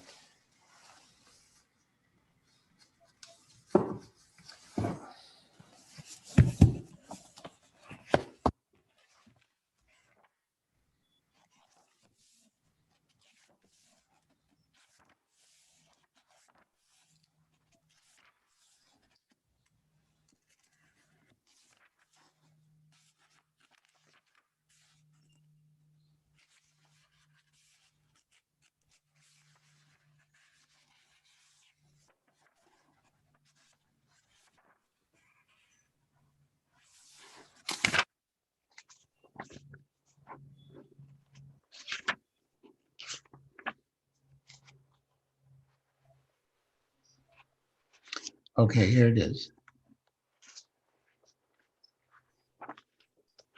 Text 53. Okay. I'll read a little of it. It continues in text 54. But part of the translation is, unfortunately, you gave up my company and accepted a position as enjoyer of the material world. And in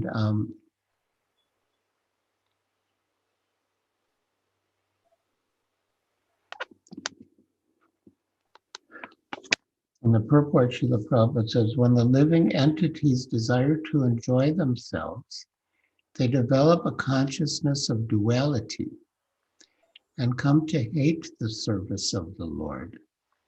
In this way, the living entities fall into the material world. In the Prema Vivarti, it is said, Krishna Bahir Mukahana Bhoga Vanchakari, Nikatasta Maya Tare Japatiya Dare. The natural position of the living entity is to serve the Lord in a transcendental loving attitude. When the living entity wants to become Krishna himself or imitate Krishna, he falls down into the material world. By misusing his independence, the living entity falls down from the service of the Lord and takes a position in this material world as an enjoyer.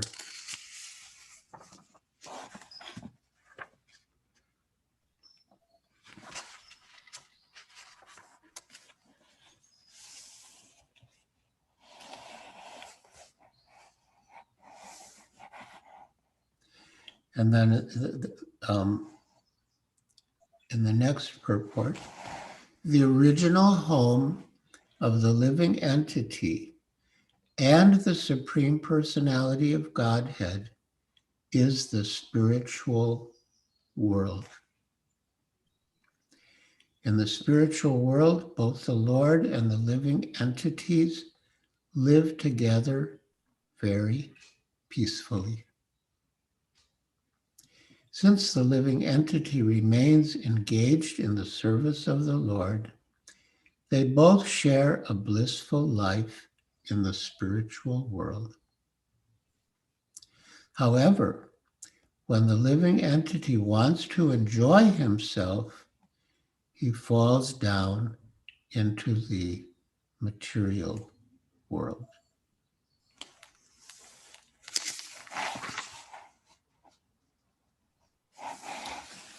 Thank you, Guru Maharaj. Very beautiful. Thank you so much. Hare Krishna. Jai. Hare. Hare Krishna.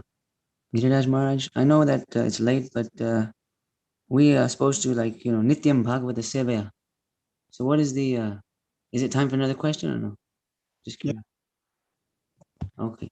So I have two questions if I may. Who is more merciful? Lord Chaitanya or Lord Nityananda? That's the first question. Why do you ask? Because I have another question after that. I wanted to ask you another question after that, but this is the first question. Because it's gonna be I have another one to follow up on this one. I'm just curious. Oh, what's the next one? The next one is yesterday was the appearance day of Sri Tamal Krishna Goswami Gurudev. And so my question was, who is more merciful, him or you?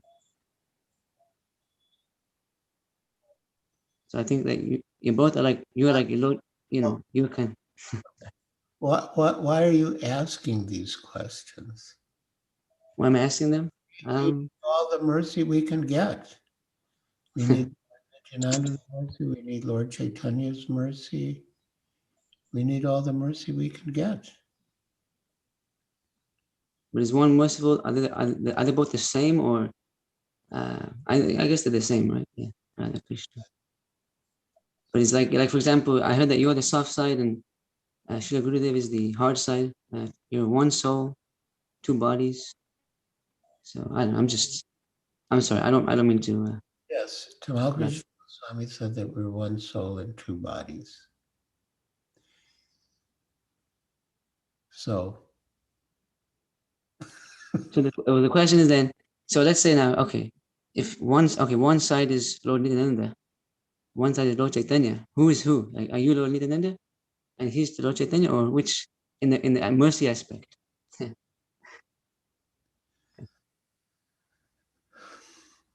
I'll just say it one more time. You need all the mercy you can get. And you shouldn't try to distinguish, who's more merciful. Because the Lord is merciful. The Vaishnavas are merciful. The Lord coming as a Vaishnava is very merciful. So you should try to get whatever mercy you can. But how can I, sometimes when there's a difficult mercy, like a chastisement, because my ego is so big, like one time he chastised me, it was a very minor chastisement, but because I'm so puffed up, I took it very oh, but luckily I didn't go away. I stayed there, but it's just it's just how to see the Lord's mercy in every single, whether I'm chastised or whether I'm spoken to sweetly or whether I'm, like one time I saw that in a class. I think this was about a few months ago. I think Bhaktadas Prabhu, you mentioned about a heater. There was a heater you have somewhere there, and then you wanted it to be turned off or on. I don't remember exactly, but he did what you requested, but you didn't. I guess you. He did okay. He did what you requested, but then you said it in a way that I don't know. My point is that how to see if I'm chastised by somebody, how to just accept that as love, not how to just just take it as it's love actually, not I don't know. I got a lot of issues. Sorry, Haribo. Well, how do you know the chastisement is offered with love? Well, that's the thing. I mean, It would depend on who's offering the chastisement. Right, exactly. Have love or not.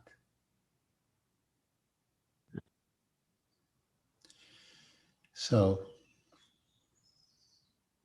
when was the last time I chastised you? It was when you were in Houston. I think I took a picture of you, and then you said, it was a long. I mean, it's okay. It was nice. I'm glad that it happened that way because it was a good experience for me to learn actually, and it was nice. It was nice.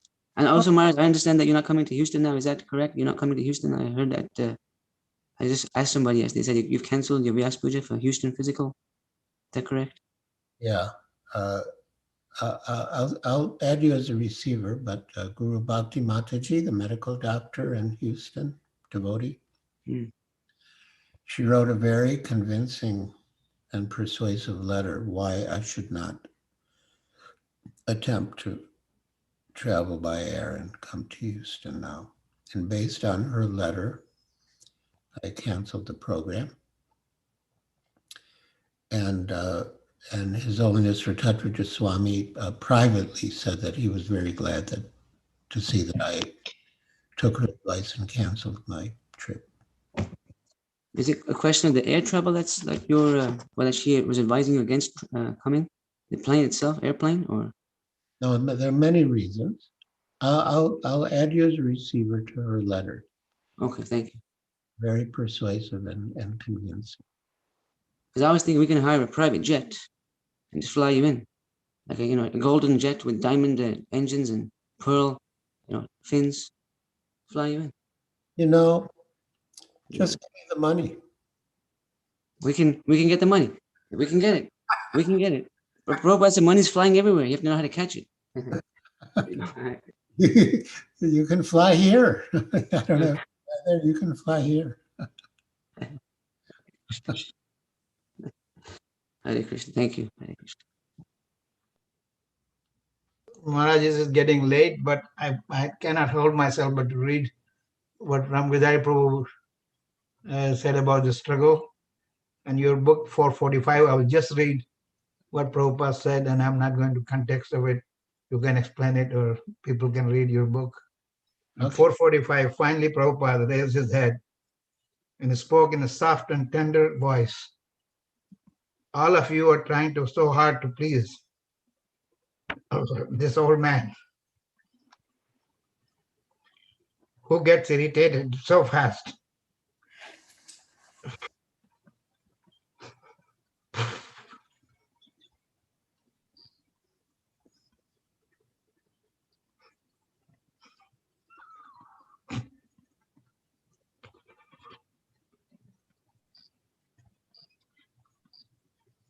I'm old, and on top of that, I'm unwell. So little things irritate me. But all of you are so tolerant.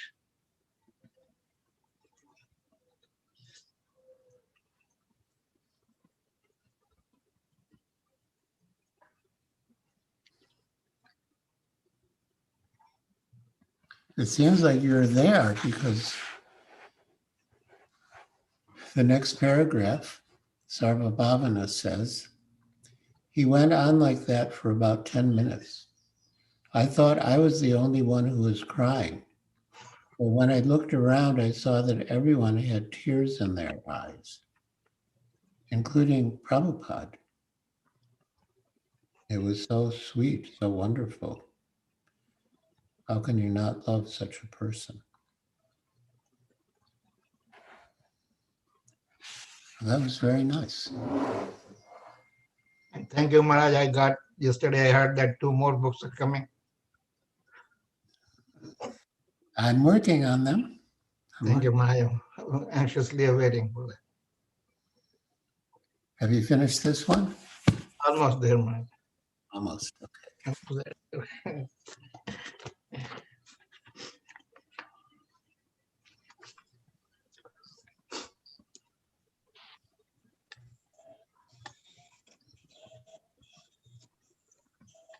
Hare Krishna, Guru Maharaj. Pranath here. Hare Krishna, Pranath Prabhu. I just wanted to have a comment. Actually, regarding that Prabhuji was asking about who's more merciful. So actually, you had clearly said that Srila Prabhupada is made of Gauranga and Nityanand, both's mercy. So Srila Prabhupada is most merciful. Perfect. That's the perfect answer. Thank you, Guru Maharaj. Beautiful lecture.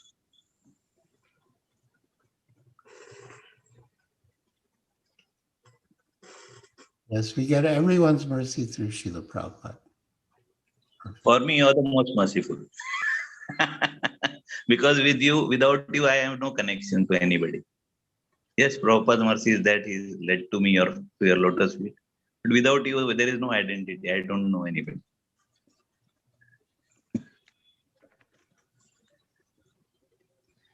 You are very Thank you. Thank you. Hare Krishna.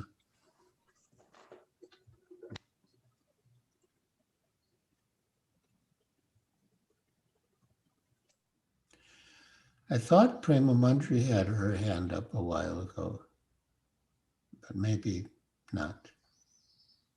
Yes, Guru Maharaj, actually, I wanted to, twice I put my hand up, but it was automatically going down again. So I thought maybe time was less.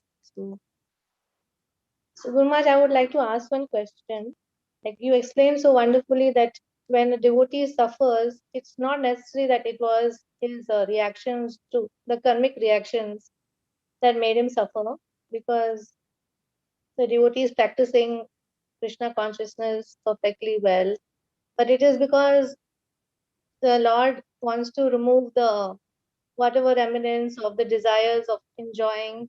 So that's the reason why the devotee could be suffering.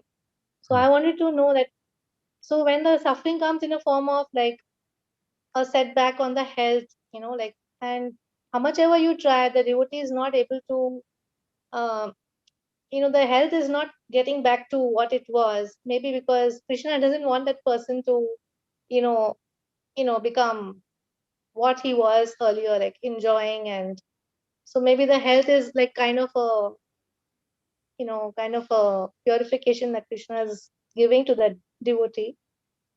So, but now my question was that the devotee may tolerate it as whatever has come is, Krishna's mercy. And but sometimes, like in the process of tolerating, and then the devotee may become slow down in his Krishna consciousness. He loses his focus because of suffering too much, whatever. So then, I mean, I don't know what my question was. I was, what is a solution there, that like we just tolerate? And I mean, yeah, tolerating, but that devotee is not making further advancement. Had the devotee been healthier, maybe he could have made further progress. But it's just like a standstill, because he's tolerating and he's just there where he is. So what is the position of such a devotee? I mean, Srila Prabhupada consulted doctors and took medicine. We're not against medical treatment. And, we want to keep the body fit for serving Krishna. So, I mean, we don't always get immediate relief. And,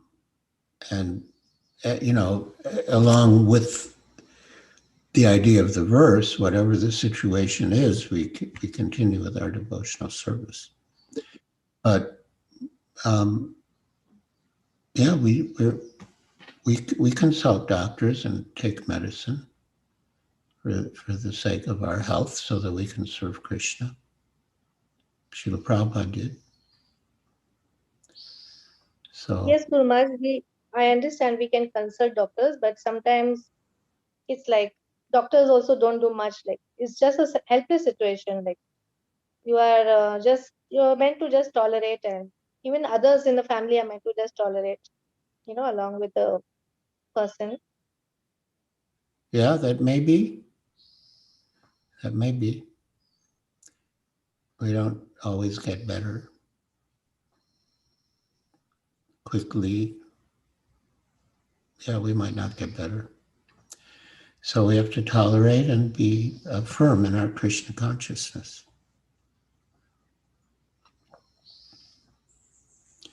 We shouldn't become stagnant. I mean, you can't blame poor health for being stagnant in devotional service, because you can be progressive in devotional service even if you have bad health.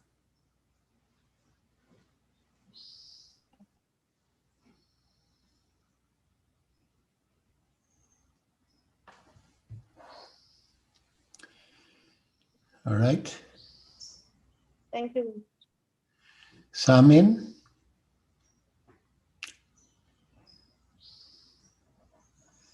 Samin is from Iran. Hare Krishna Maharaj. Hare Krishna.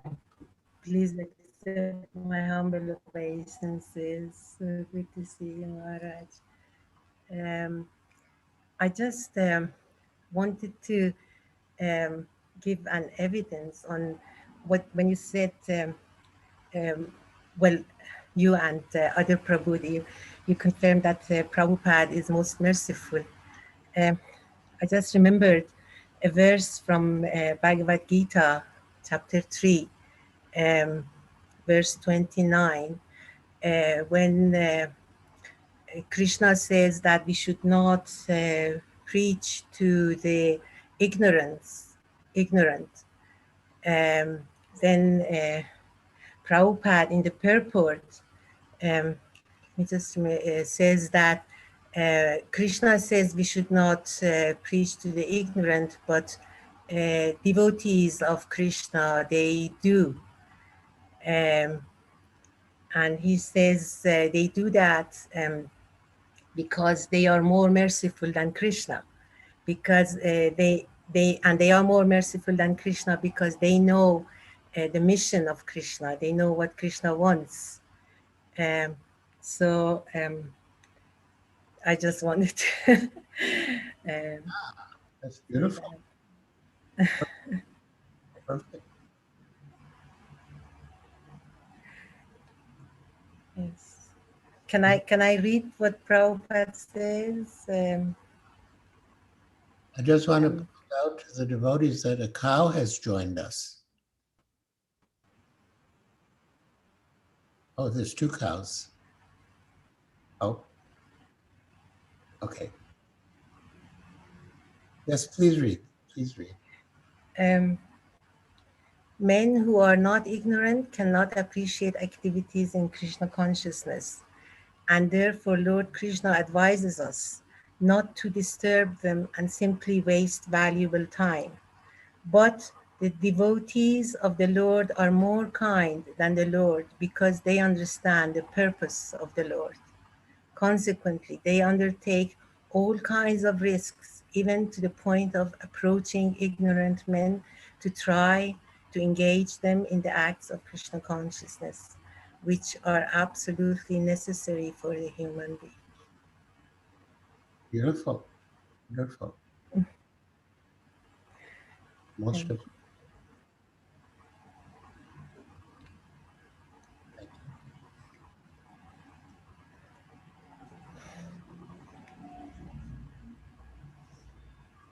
Are there any other questions or comments? That was wonderful.